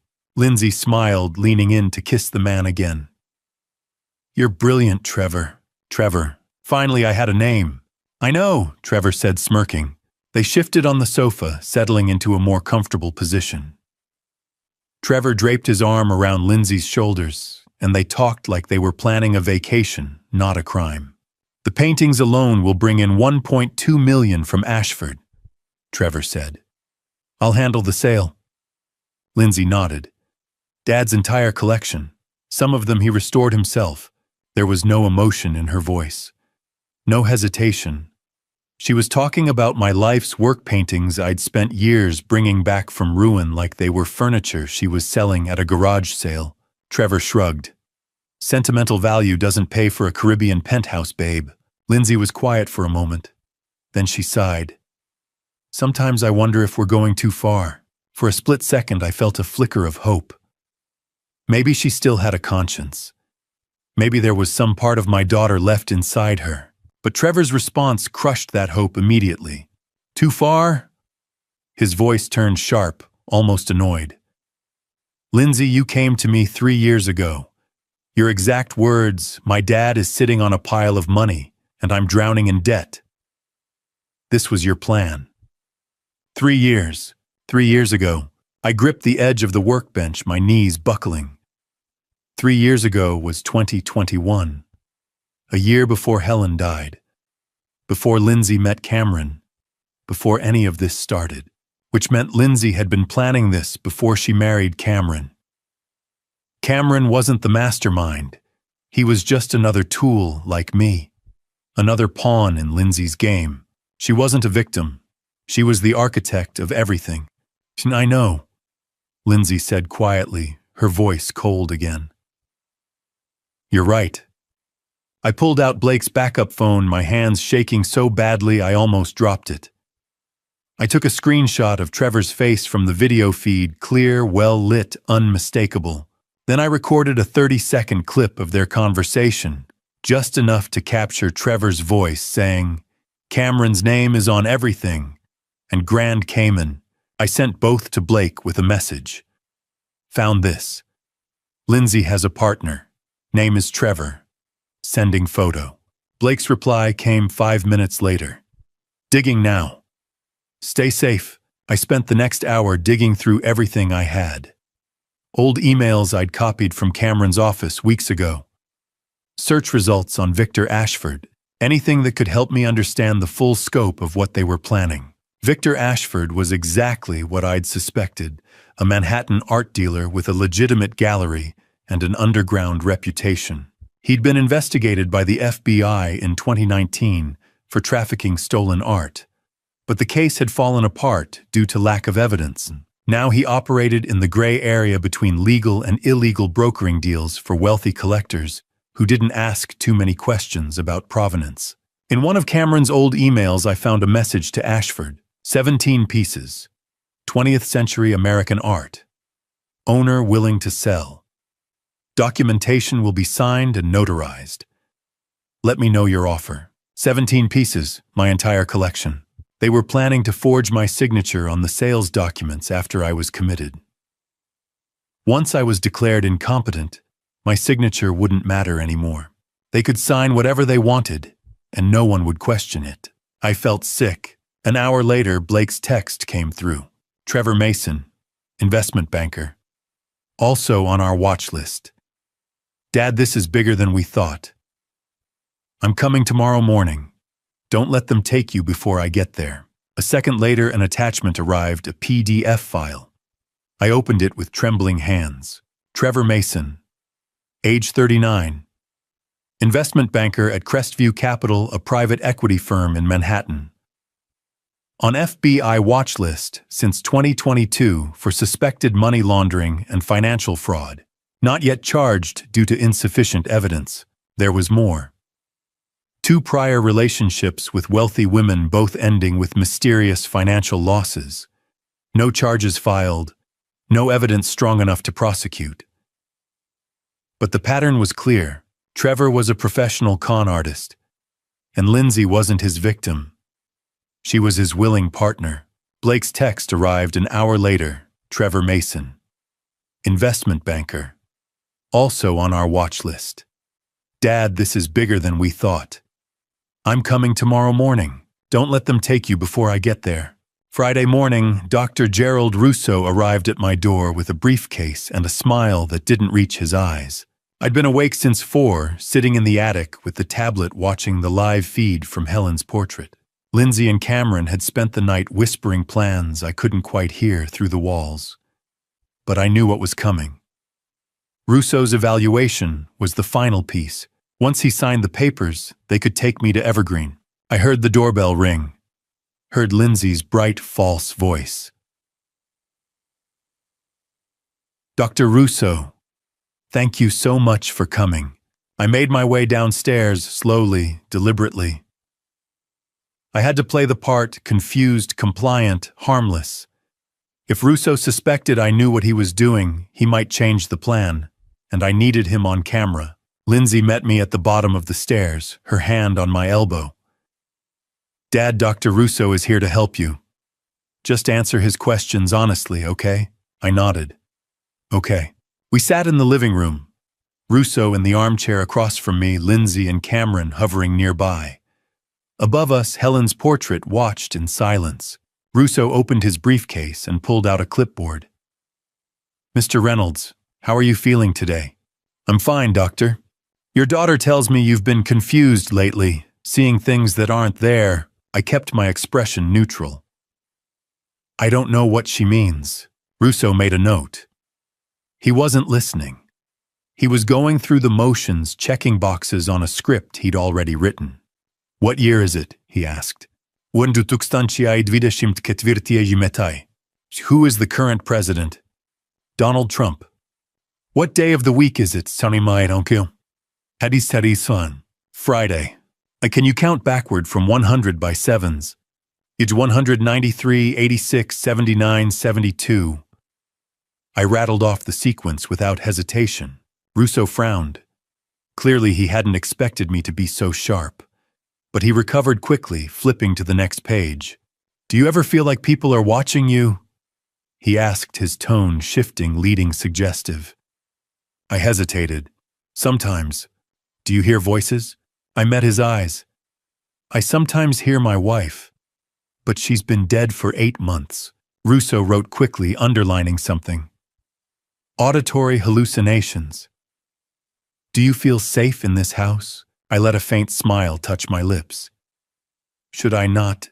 He looked at me for a long moment, and I saw the flicker of suspicion in his expression. He knew I was sharper than Lindsay had told him. But it didn't matter. He'd already been paid. Confusion is natural at your age, Mr. Reynolds, he said, his voice patronizing. I'm not suffering from dementia, doctor. Lindsay stepped forward, her voice sweet and worried. Dad, please. Dr. Russo is just trying to help. I looked at her, my daughter, my little girl, and saw nothing but cold calculation in her eyes. The evaluation ended 20 minutes later. Russo stood, shook my hand with false warmth, and followed Lindsay and Cameron into the kitchen for a private consultation. I went upstairs to the attic, and I listened. The camera feed picked up every word. There are clear signs of paranoid delusions. Russo said, his voice clinical and detached. Possible early-stage dementia. He's a danger to himself. Cameron leaned against the counter. So you'll sign the commitment papers. Already done. Russo opened his briefcase and pulled out a thick stack of documents. Backdated to last week. He can be admitted immediately. I stared at the screen, my hands shaking. He'd filled out the forms before he'd even met me. The evaluation had been a sham from the start. Lindsay's voice was tense. Tomorrow morning, we'll ambulance at 7 a.m. before he wakes up. It'll be less traumatic before I wake up. Like I was a criminal being hauled off in the middle of the night. Cameron pulled an envelope from his jacket pocket and handed it to Russo. Your fee. As agreed, Russo took it without hesitation, tucking it into his briefcase. I zoomed in on the tablet screen, catching a glimpse of the cash inside. Thick, bundled bills. $50,000 or close to it. Every second of it was recorded. As soon as Russo left, I pulled out Blake's phone and sent a message. They're coming at 7 a.m. tomorrow. By ambulance. Blake's reply came 5 minutes later. I'll be there at 6 a.m. Don't let them take you. 6 a.m. 1 hour before the ambulance. If Blake was on time, I'd be safe. If he was late, I'd be gone. That evening, I watched Lindsay make another phone call. She stood in the living room, her back to Helen's portrait, her phone pressed to her ear. "Now it's done," she said, her voice bright with excitement. Russo signed everything. Tomorrow morning, Dad goes to Evergreen. By noon, the transfers start. Trevor's voice crackled through the speaker, faint but audible. Meet me in Grand Cayman next Friday. Don't forget to leave the note for Cameron. He'll never suspect, Lindsay said, smiling. If he does, his name is on all the documents. He goes to prison, not us. Lindsay laughed, soft and satisfied, and I felt something in me harden into ice. That night, I didn't sleep. I sat in the attic reviewing every second of footage I'd captured. Russo's fake evaluation, the bribe, Lindsay's phone call with Trevor. I copied everything to 3 USB drives. One I hid in the paint supply box. One I tucked into the inner pocket of my jacket. and the third I slipped into an envelope and carried to Catherine Hayes's house at 2 in the morning. She answered the door in her bathrobe, her face pale with worry. "Walter, keep this safe," I whispered, pressing the envelope into her hands. "If anything happens to me, give it to Blake." She nodded, her grip firm. "I will." By the time I returned to the attic, it was nearly 5 a.m. Blake would arrive in an hour. The ambulance in 2. I just had to hold on. At 5:30 a.m., I heard a car pull up outside. Then another. I looked out the window and felt my stomach drop. 2 vehicles sat in the driveway. One was a white van with the words "Private Medical Transport" stenciled on the side. The other was a black sedan, windows tinted. They were early, an hour and a half early, and Blake wasn't here yet. Then I heard it, the sharp, unmistakable sound of breaking glass downstairs. The ambulance was supposed to arrive at 7 o'clock in the morning. But when I glanced at the clock on my tablet, 5:45 a.m., I heard the wail of a siren pulling up in front of my house. They had moved the schedule forward. I sat frozen in the attic for a heartbeat, my pulse hammering in my ears. Below me, I heard the creak of the front door, opening, footsteps on hardwood, low, urgent voices. Cameron's voice. "Let's move fast. Get him before he wakes up." Lindsay's reply was soft, chillingly calm. "He's upstairs sleeping. We have time." I looked down at the tablet in my lap. The screen still showed the paused frame from last night's recording, Lindsay kissing Trevor Mason, the man she'd been plotting with all along. My finger hovered over the play button. Then I heard it, the heavy tread of boots on the stairs. They were coming for me. I grabbed the tablet, shoved it under my arm, and stood. My knees protested. I was 67 years old, not a young man anymore, but adrenaline sharpened everything. I stepped quietly to the attic door, cracked it open an inch, and peered down the hallway. 2 men in medical uniforms were at the top of the stairs. One carried a folded stretcher. The other held a clipboard and a syringe. Behind them stood Cameron, his face tight with impatience, and Lindsay, her expression blank and cold. "He's in the bedroom," Cameron said, gesturing. "Get him sedated and on the stretcher. We'll sign the paperwork downstairs." Lindsay added, her voice like ice. "Make it quick. I don't want the neighbors to see." The medics nodded and moved toward my bedroom. I stepped out of the attic doorway. "Looking for me," I said. All 4 of them froze.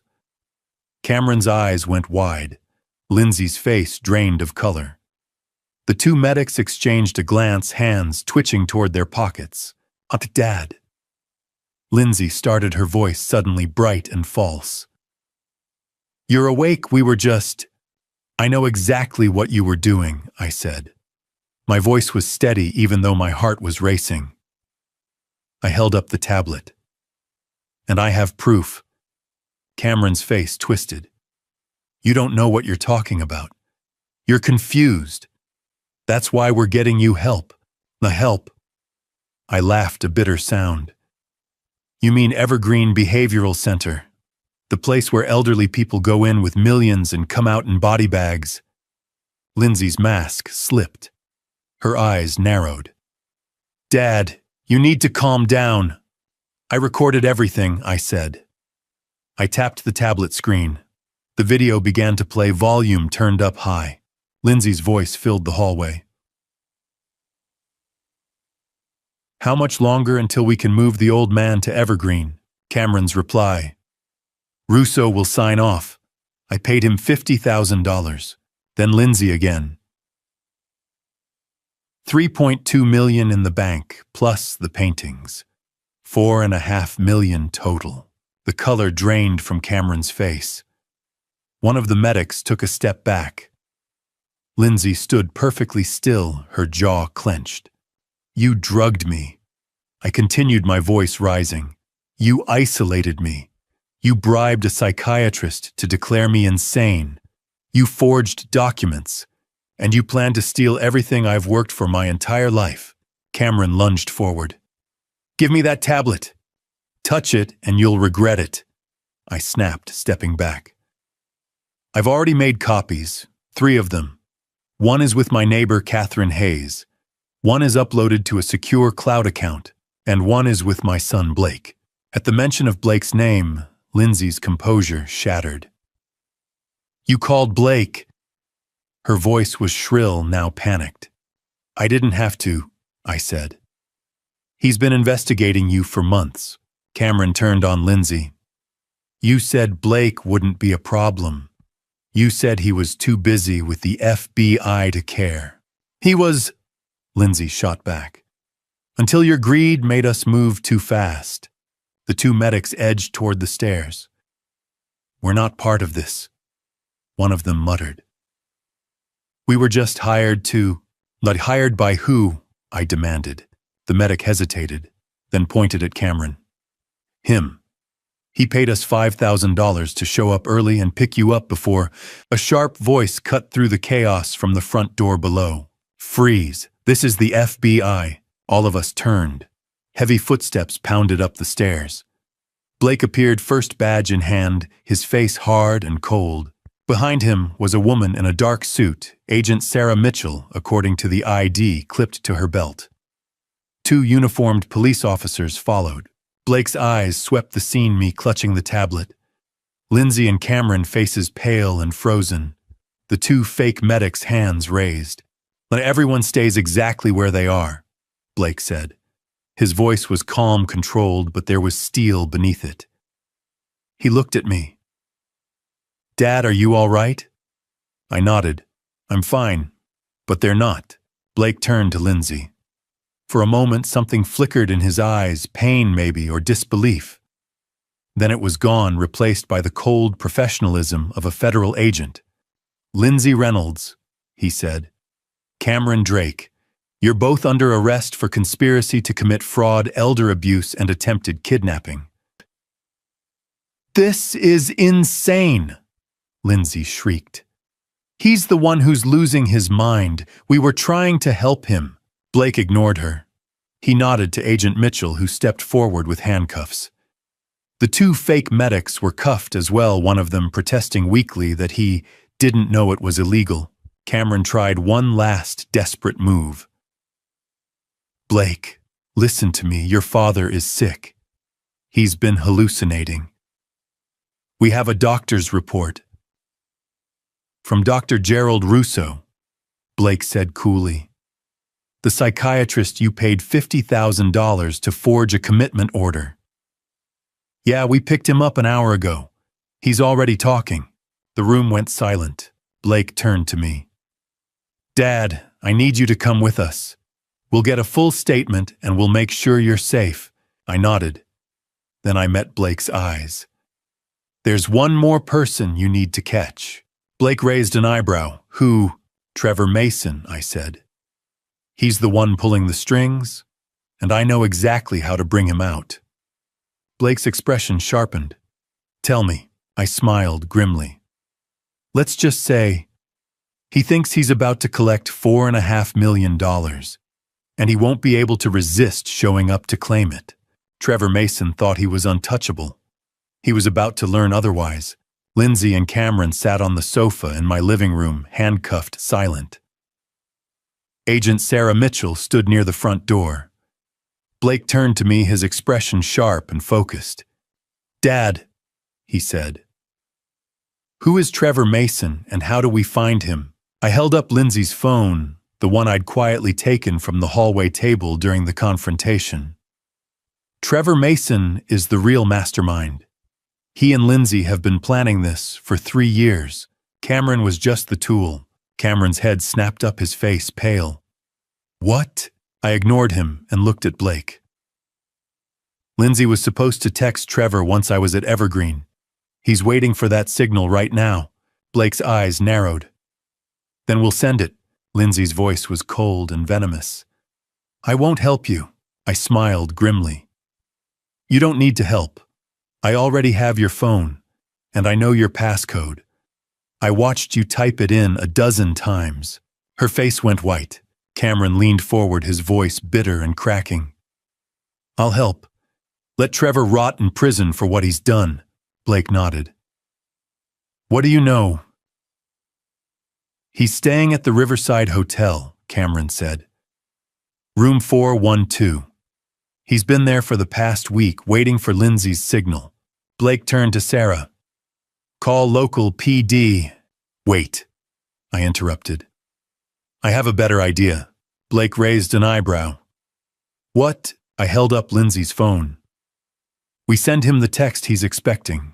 We tell him it's done, that I'm at Evergreen, and we invite him here to celebrate. Sarah frowned.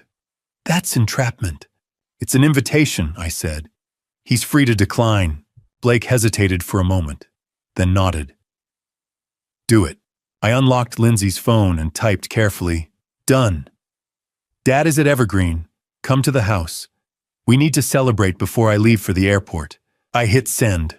Lindsay stared at me, her face twisted with fury. You have no idea what you've just done. I know exactly what I've done, I said quietly. I've stopped you. We waited. Blake positioned Sarah near the front door. He stood in the hallway out of sight. I stayed in the living room watching Lindsay and Cameron. Neither of them spoke.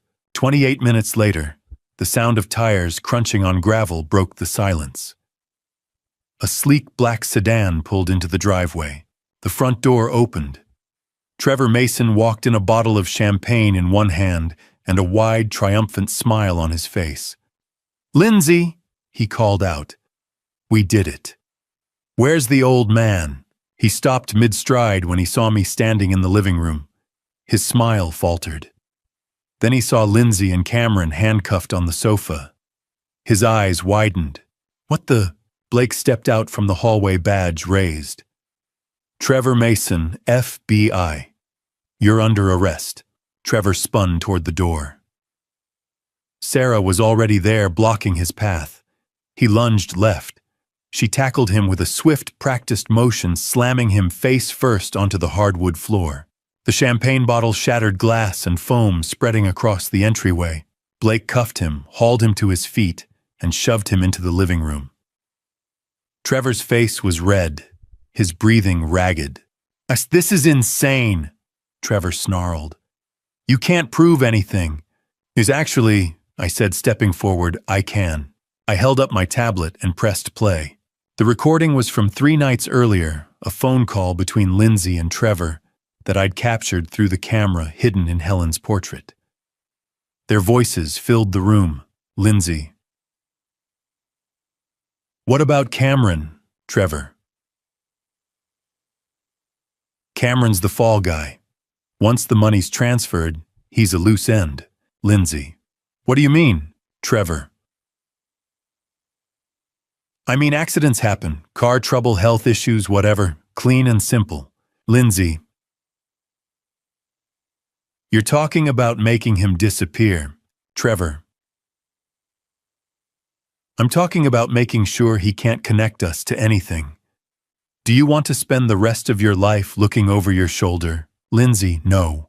Trevor, then trust me. The recording ended. Cameron's face went from pale to ghost white. He turned to Lindsay, his voice shaking. You were going to kill me. Lindsay's mouth opened, but no words came out. Cameron lunged at her with a roar of rage. Blake caught him, shoving him back onto the sofa. Stay down, Trevor laughed, a cold, ugly sound. That recording won't hold up in court. It's inadmissible. What you're about to hear is the darkest secret of all. But first type "finish him" in the comments if you want to see Trevor brought to justice. I need to know you're still with me. Also, a quick note. This next part includes some fictionalized details. If that's not your thing, feel free to stop here. All right, here we go. Blake looked at him calmly. Maybe. But conspiracy to commit murder gives me probable cause to dig deeper into your life. And I'm very good at digging. Sarah glanced at her phone, then looked up sharply. Blake, Trevor Mason has an outstanding warrant out of Nevada, 2019. Elderly fraud, same pattern. Blake's expression hardened. How similar. 72-year-old widow. $4 million. She was committed to a mental health facility. Sarah paused. She died there 6 months later. Everyone in the room turned to stare at Trevor. I stepped closer to him. "So you've done this before." Trevor met my eyes, his smile cold and reptilian. "Allegations. Never proven." "We'll prove this one," Blake said. I turned away from Trevor and looked at Lindsay. She was crying now, tears streaming down her face. "I'm Dad," she whispered. "I'm sorry. I'm so sorry." "Sorry doesn't fix this," I said quietly. "I loved you. I gave you everything. And you sold me out for money." "Dad, please. The daughter I loved," I said. "She's dead." Lindsay's face crumpled. Blake and Sarah led all three of them out. Trevor in one police car, Lindsay in another, Cameron in a third. I watched from the doorway as the red and blue lights faded down the street. A soft voice spoke behind me. "Walter, are you all right?" I turned. Catherine Hayes stood at the edge of my driveway, her face lined with concern. "I'm all right now, Catherine," I said. "Thank you." She nodded and squeezed my hand. "If you need anything, I know where to find you." She smiled gently and walked back toward her house. I stood alone in the doorway as dawn broke over the horizon. The house was silent, empty. For the first time in months, I could breathe. But as the police cars disappeared around the corner, I realized something. This still wasn't over. There was still Dr. Russo, still Evergreen Behavioral Center, still a system that preyed on the elderly and vulnerable. Justice had been served today, but there was more justice that needed to be done. With Lindsay, Cameron, and Trevor in custody, Blake turned his attention to the real monster, Evergreen Behavioral Center.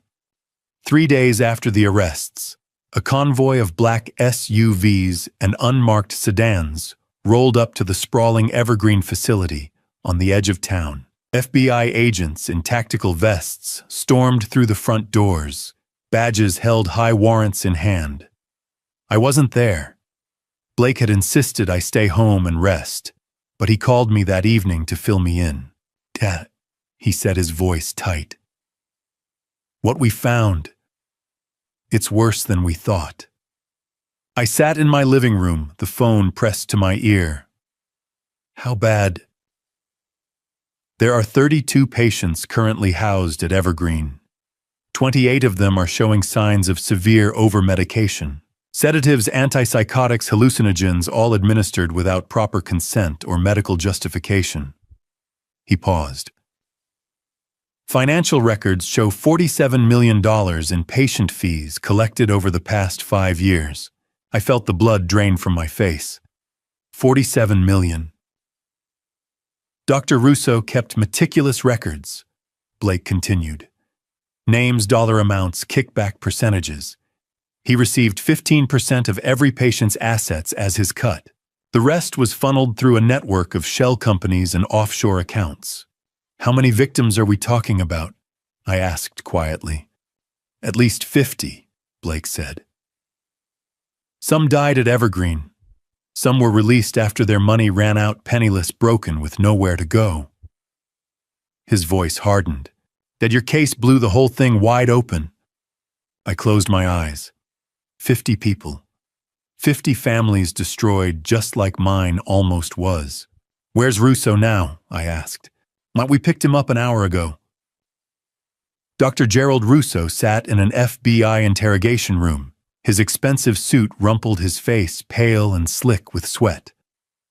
Blake and Agent Sarah Mitchell sat across from him, a thick file folder between them. "I want my lawyer," Russo said, his voice tight. Blake leaned back in his chair.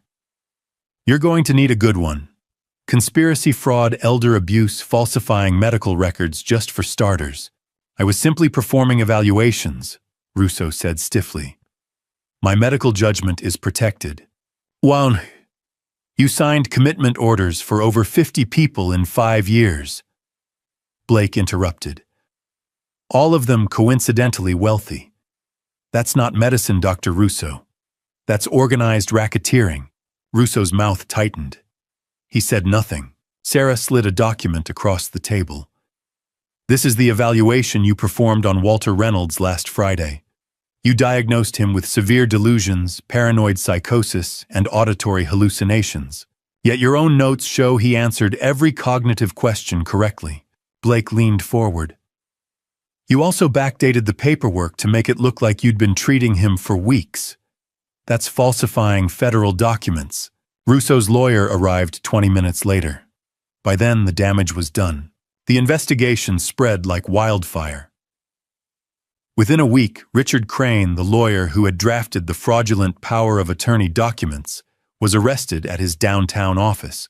He tried to claim he was merely following his client's instructions, but the FBI found emails linking him directly to Dr. Russo and Evergreen's financial network.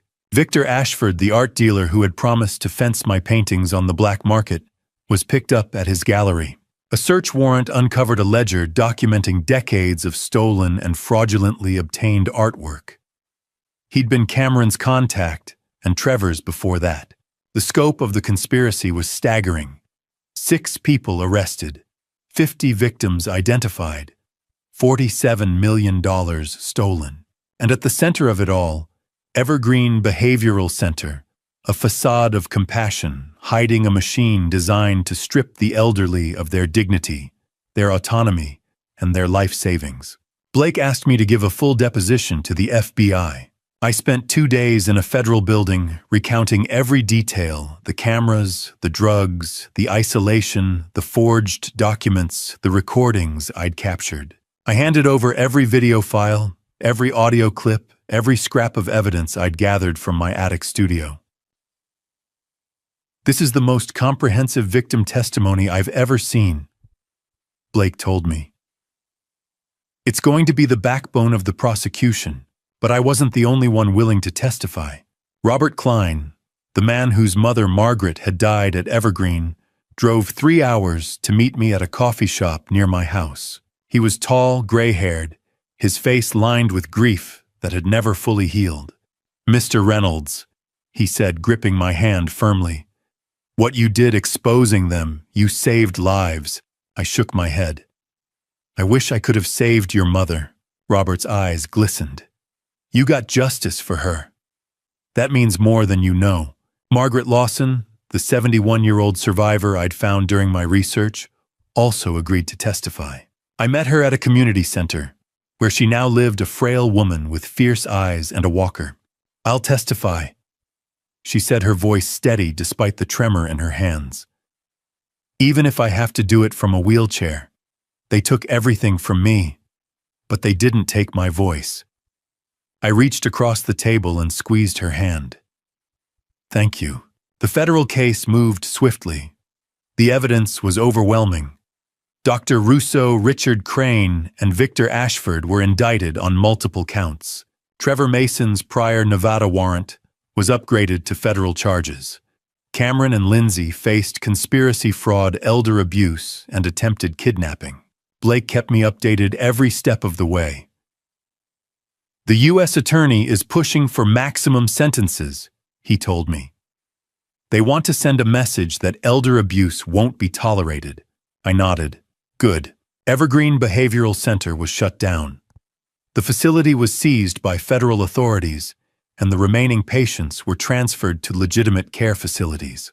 A victims fund was established to try to recover some of the stolen assets, though I knew most of the money was gone forever. But the truth was out. The system that had preyed on the vulnerable had been dismantled, and the people responsible were going to pay. 3 months later, I stood outside the federal courthouse in a crisp autumn morning, the air cool and sharp. Blake walked beside me, his hand on my shoulder. "You ready for this?" he asked. I looked up at the imposing granite building, the American flag snapping in the wind above it.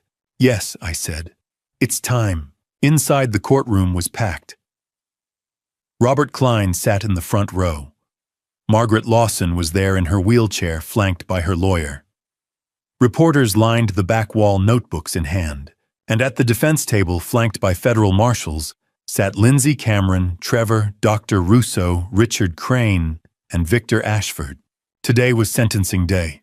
It was time to face Lindsay one last time. Federal courtroom. Judge Patricia Coleman presiding. The moment I both dreaded and longed for. The courtroom was packed. I sat in the front row beside Blake, his hand resting on my shoulder. Catherine Hayes sat to my left, her face calm and composed. Behind us, Robert Klein, Margaret Lawson in her wheelchair, and dozens of other victims and their families, people whose lives had been shattered by the conspiracy we'd exposed. At the defense table sat all 6 defendants: Lindsay Cameron, Trevor Mason, Dr. Gerald Russo, Richard Crane, and Victor Ashford. Each had pled guilty. The evidence had been too overwhelming to fight. Today was sentencing. Judge Coleman, a stern woman in her early 60s with silver hair and sharp eyes, surveyed the courtroom. We will now hear victim impact statements. Margaret Lawson was first. A bailiff wheeled her to the front of the room. Her voice was thin but steady. My name is Margaret Lawson. I'm 71 years old. 4 months at Evergreen Behavioral Center cost me $1.8 million, my home and my dignity. Her hands trembled on the armrests of her wheelchair. I still have nightmares. I wake up thinking I'm back there drugged and helpless. These people are predators. They deserve no mercy. She was wheeled back. The courtroom was silent. Robert Klein stood next. His voice was thick with grief. My mother died at Evergreen. She died confused, broken, thinking she'd lost her mind. But her mind wasn't lost. It was stolen. He looked directly at Dr. Russo. Mr. Reynolds fought back. My mother couldn't. So I'm asking this court to remember her, and all the others who didn't survive. Catherine Hayes spoke third. She stood tall, her voice clear. I watched my sister die in a facility just like Evergreen. Elder abuse happens in darkness, behind locked doors, in places we're told are for their own good. She paused. But abuse is not a private family matter. It's a crime, and it must be punished. Then it was my turn. I stood slowly, my legs unsteady. I walked to the podium and looked directly at Lindsay. She wouldn't meet my eyes. Your Honor, I began. My name is Walter Reynolds. I'm 67 years old, not ancient, not senile, not incompetent. Just 67. I took a breath. I spent 42 years restoring damaged paintings. I thought I could fix anything, repair what was broken, bring beauty back from ruin. But I've learned something: you can't restore someone who doesn't want to be saved. I looked at Lindsay again. She was staring at the table, her face pale. My daughter orchestrated a conspiracy to poison me, manipulate my mind, steal my life savings, and imprison me in a mental health facility. She used my love as a weapon. She drugged me. She isolated me. She forged documents to have me declared insane. My voice hardened. But this case isn't just about me. It's about Margaret. It's about Robert's mother. It's about 50 other victims whose names we'll never forget. It's about a system that preys on the elderly, that treats us as easy targets, as inconveniences, as wallets to be emptied. I straightened. I'm here to say we are not easy prey. We are strong. We are capable. And we will fight back. I looked at Judge Coleman. I ask this court to send a message: elder abuse will not be tolerated. Not in families, not in institutions, not anywhere. I returned to my seat. Blake squeezed my hand. Judge Coleman leaned forward, her expression grave. I have presided over many cases in my career. Few have disgusted me as much as this one. Her voice was cold and sharp. The systematic exploitation of elderly citizens, the corruption of medical and legal professionals, the betrayal of family trust. This case represents everything that is wrong with unchecked greed. She opened a file. Dr. Gerald Russo, you violated your oath as a physician. You turned your practice into a criminal enterprise. I sentence you to 18 years in federal prison and permanent revocation of your medical license. Russo's face went white. Richard Crane, you used your legal expertise to forge documents and facilitate fraud. 12 years in federal prison. You are hereby disbarred. Crane looked down. Victor Ashford, 10 years for conspiracy and trafficking stolen property. While Cameron Drake, you participated in a plot to drug, isolate, and defraud your own father-in-law. 15 years in federal prison for elder abuse, fraud, and conspiracy. Cameron closed his eyes. Trevor Mason, you have a history of preying on the vulnerable. You conspired to defraud Mr. Reynolds and plotted to murder Cameron Drake. 22 years in federal prison. Trevor's jaw tightened. Judge Coleman paused. Then she looked at Lindsay. Lindsay Reynolds. You were the architect of this conspiracy. You betrayed your own father, the man who raised you, loved you, trusted you. You showed no remorse. You weaponized his grief over your late mother. You planned to have him drugged, imprisoned, and stripped of everything he had worked for his entire life. Lindsay's shoulders shook. I sentence you to 24 years in federal prison. Lindsay's head snapped up. No, please! Additionally, Judge Coleman continued, all assets connected to this conspiracy are hereby seized and will be liquidated to provide restitution to the victims. Evergreen Behavioral Center is permanently closed. Its assets will be sold and distributed accordingly. The gavel fell. Lindsay turned to me, tears streaming down her face. Dad, I'm sorry. Please. I looked away. The marshals stepped forward, cuffing each defendant. One by one, they were led out of the courtroom. Lindsay was last. She stopped at the door, looking back over her shoulder. Dad, please, say something. I met her eyes for one final moment. I have nothing left to say to you. Her face crumpled. The marshal guided her through the door, and she was gone. Blake's arm wrapped around my shoulders. Let's go home, Dad. I nodded. Outside the courthouse, the autumn sun was warm on my face. Robert Klein shook my hand. Margaret Lawson squeezed my arm. Catherine walked beside me to Blake's car. Justice had been served. The predators had been caged. The victims had been heard. It was over. But as I climbed into the passenger seat and watched the courthouse fade in the rearview mirror, I realized something. My life, the one I'd fought so hard to protect, had to begin again. The house on Hillcrest held too many ghosts. 3 weeks after the sentencing, I walked through the empty rooms one last time. The police had removed Lindsay and Cameron's belongings months ago. The furniture was gone. Only the echoes remained: Helen's laughter in the kitchen, Lindsay's childhood footsteps on the stairs, the weight of betrayal pressing against every wall. I couldn't heal here. A young family bought the house, a husband, wife, and 2 small children.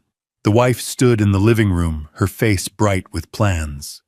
This house has such character, she said. I smiled. It was my wife's dream home. Take care of it. Before I left, I took down Helen's portrait. I carefully removed the tiny camera hidden behind her left eye, the camera that had captured everything that had saved my life. I didn't need it anymore, but I kept the painting. Blake helped me move into a smaller 2-bedroom apartment near his family. 1 bedroom became my new studio, brighter, more open, flooded with natural light. Helen's portrait hung in the living room, her steady gaze watching over me. Robert Klein visited a month later. He sat across from me in my small kitchen, his face lighter than I'd ever seen it. Because of you, my mother's money is being returned, he said. Not all of it, but enough. What will you do? I asked. Start a foundation in her name to help other victims of elder abuse. He leaned forward. Would you join the board? I felt something warm expand in my chest. I'd be honored. Margaret Lawson sent me a card shortly after. You gave me back my life. I'm 71, not done yet. Time to live again. Evergreen Behavioral Center was demolished. The 28 patients still housed there were transferred to legitimate facilities. Many of them, freed from the toxic drugs, regained their mental clarity within weeks. The property was sold, and the proceeds went into a victim restitution fund. I found new purpose. I began volunteering at the community center, teaching art restoration to seniors. I offered free restoration work to low-income families and abuse survivors. I became an advocate, a guest speaker at town halls and senior centers. "You're never too old to fight back," I told audiences, and I meant it. I spent more time with Blake's children. My granddaughter Emma, 9 years old, sat beside me in my studio one afternoon, watching me work on a damaged landscape. "Grandpa, why do you fix old paintings?" she asked. I set down my brush and looked at her. "Because broken things can become beautiful again. If you're patient. If you truly care." She nodded solemnly. "Like people?" "Yes," I said softly. "Like people." 1 year after the trial, December 2025, a postcard arrived. I was in my studio when Blake dropped off the mail. The postcard was plain institutional. The return address read, Federal Correctional Institution, Danbury. From Lindsay. I stared at it for a long time before I read it. "Dad, I know you probably won't read this, but I need to say it anyway. I'm sorry. I was wrong. I was greedy, selfish, and cruel. Prison gives me a lot of time to think about what I destroyed. I don't expect forgiveness. I don't deserve it. But I want you to know I remember everything you taught me. About second chances. About restoring broken things. I'm trying to fix myself. It might take 24 years. It might take a lifetime. But I'm trying. I love you. I always loved you. I just forgot how to show it. Lindsay." I read it 3 times. Part of me wanted to throw it away. Burn it. Forget she had ever existed. But another part, the part that had raised her, painted with her, loved her, felt something. Not forgiveness. Not yet. Maybe never. But acknowledgement. She was trying. Maybe that was enough for now. I didn't reply. But I kept the postcard. I placed it in a small wooden box, along with a few childhood photos of Lindsay and some old drawings she'd made as a girl. I'm not ready to forgive, I thought. But I'm also not ready to completely let go. Someday, maybe. Or maybe not. And that's okay. I thought about the past year. I had testified in 3 other elder abuse cases. The foundation Robert and I started had helped 15 families. Margaret and I met for coffee every week. I had restored 23 paintings this year, all for people who couldn't afford to pay. My relationship with Blake was stronger than ever. My grandchildren loved me. I had purpose again. Blake arrived that evening with Emma and her younger brother. Grandpa, Emma called running into the studio. "I wrote an essay about you at school." I smiled. "About me." "What did you write?" "About how brave you are." "My teacher said courage isn't not being afraid. It's being afraid, but doing the right thing anyway." Tears stung my eyes. "Your teacher is very wise." Blake rested a hand on my shoulder. "You okay, Dad?" I nodded. "I'm more than okay. For the first time in 2 years, I'm truly happy." Later that night, after Blake and the children left, I stood alone in my studio. Sunlight poured through the window. Helen's portrait gazed down at me, serene and watchful. I picked up my brush and whispered, "We made it through, my love. We're home." I turned back to the easel and continued painting. I'm 68 years old now. Not ancient, not elderly, not an old man, just 68. And I've learned broken things can heal. Damaged art can be restored. Trust can be rebuilt, maybe not with the old people, but with new ones. Time moves on, so do I.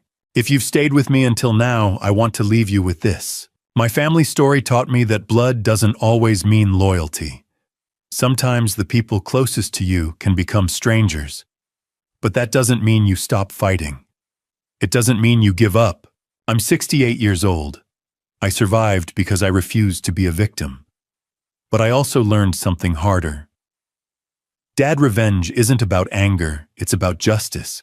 It's about standing up when the world expects you to sit down. My dad revenge wasn't bitter. It was necessary. It was protecting not just myself, but 50 other families who couldn't fight back. Looking back on this family story, I see now, I should have asked for help sooner. I should have trusted Blake earlier. I should have spoken up the moment I felt something was wrong. Don't be like me. Don't wait until you're cornered. Don't let pride or shame keep you silent. God gave me the strength to survive when I thought I had none left. He put Catherine, Robert, Margaret, and Blake in my path when I needed them most. I believe broken things can heal, not because they're perfect again, but because they're still standing. To anyone listening who feels trapped, forgotten, or invisible, you are not too old, too weak, or too broken to fight back. Your voice matters. Your life matters. This family story, My Dad Revenge, isn't just mine. It belongs to every person who has ever been underestimated. If this moved you, please share it. Leave a comment about your own experience or someone you know. Subscribe so more people can hear these stories. Together we can shine light into the darkness. Thank you for walking this journey with me to the very end. Disclaimer: this narrative contains fictionalized elements created for educational and awareness purposes. If this content isn't suitable for you, please feel free to explore other stories that better fit your preferences.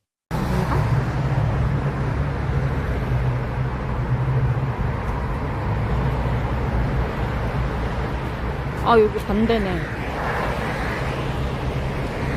여긴가 보다. 아, 뽑으라고? 이거밖에 없는데? 핸드폰밖에 안 갖고 왔어.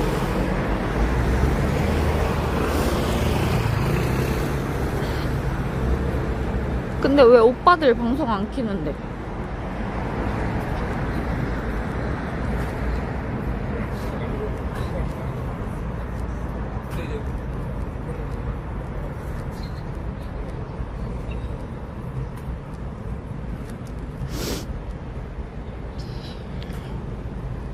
중국인 같이 생겼다고? 그런 얘기 많이 들었어. 아, 내가 눈이 좀 그렇게 생겼나봐. 서울 가서 여자 만난다고? 강군 오빠?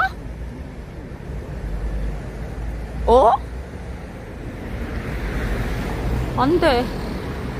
안 돼. 아니, 새별 언니. 강군 오빠 여자 만나러 갔대. 어떡해. 어? 어떡해. 나만 아니면 된다고? 너무하네. 잠깐만. 그것만 사면 돼. 샤인머스켓이랑 설탕이랑 감금주.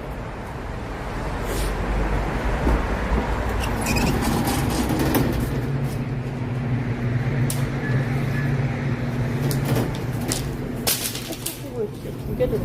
끼가. 어?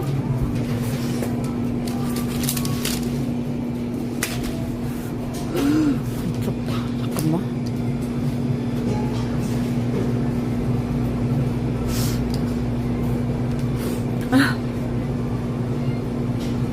술 먹방?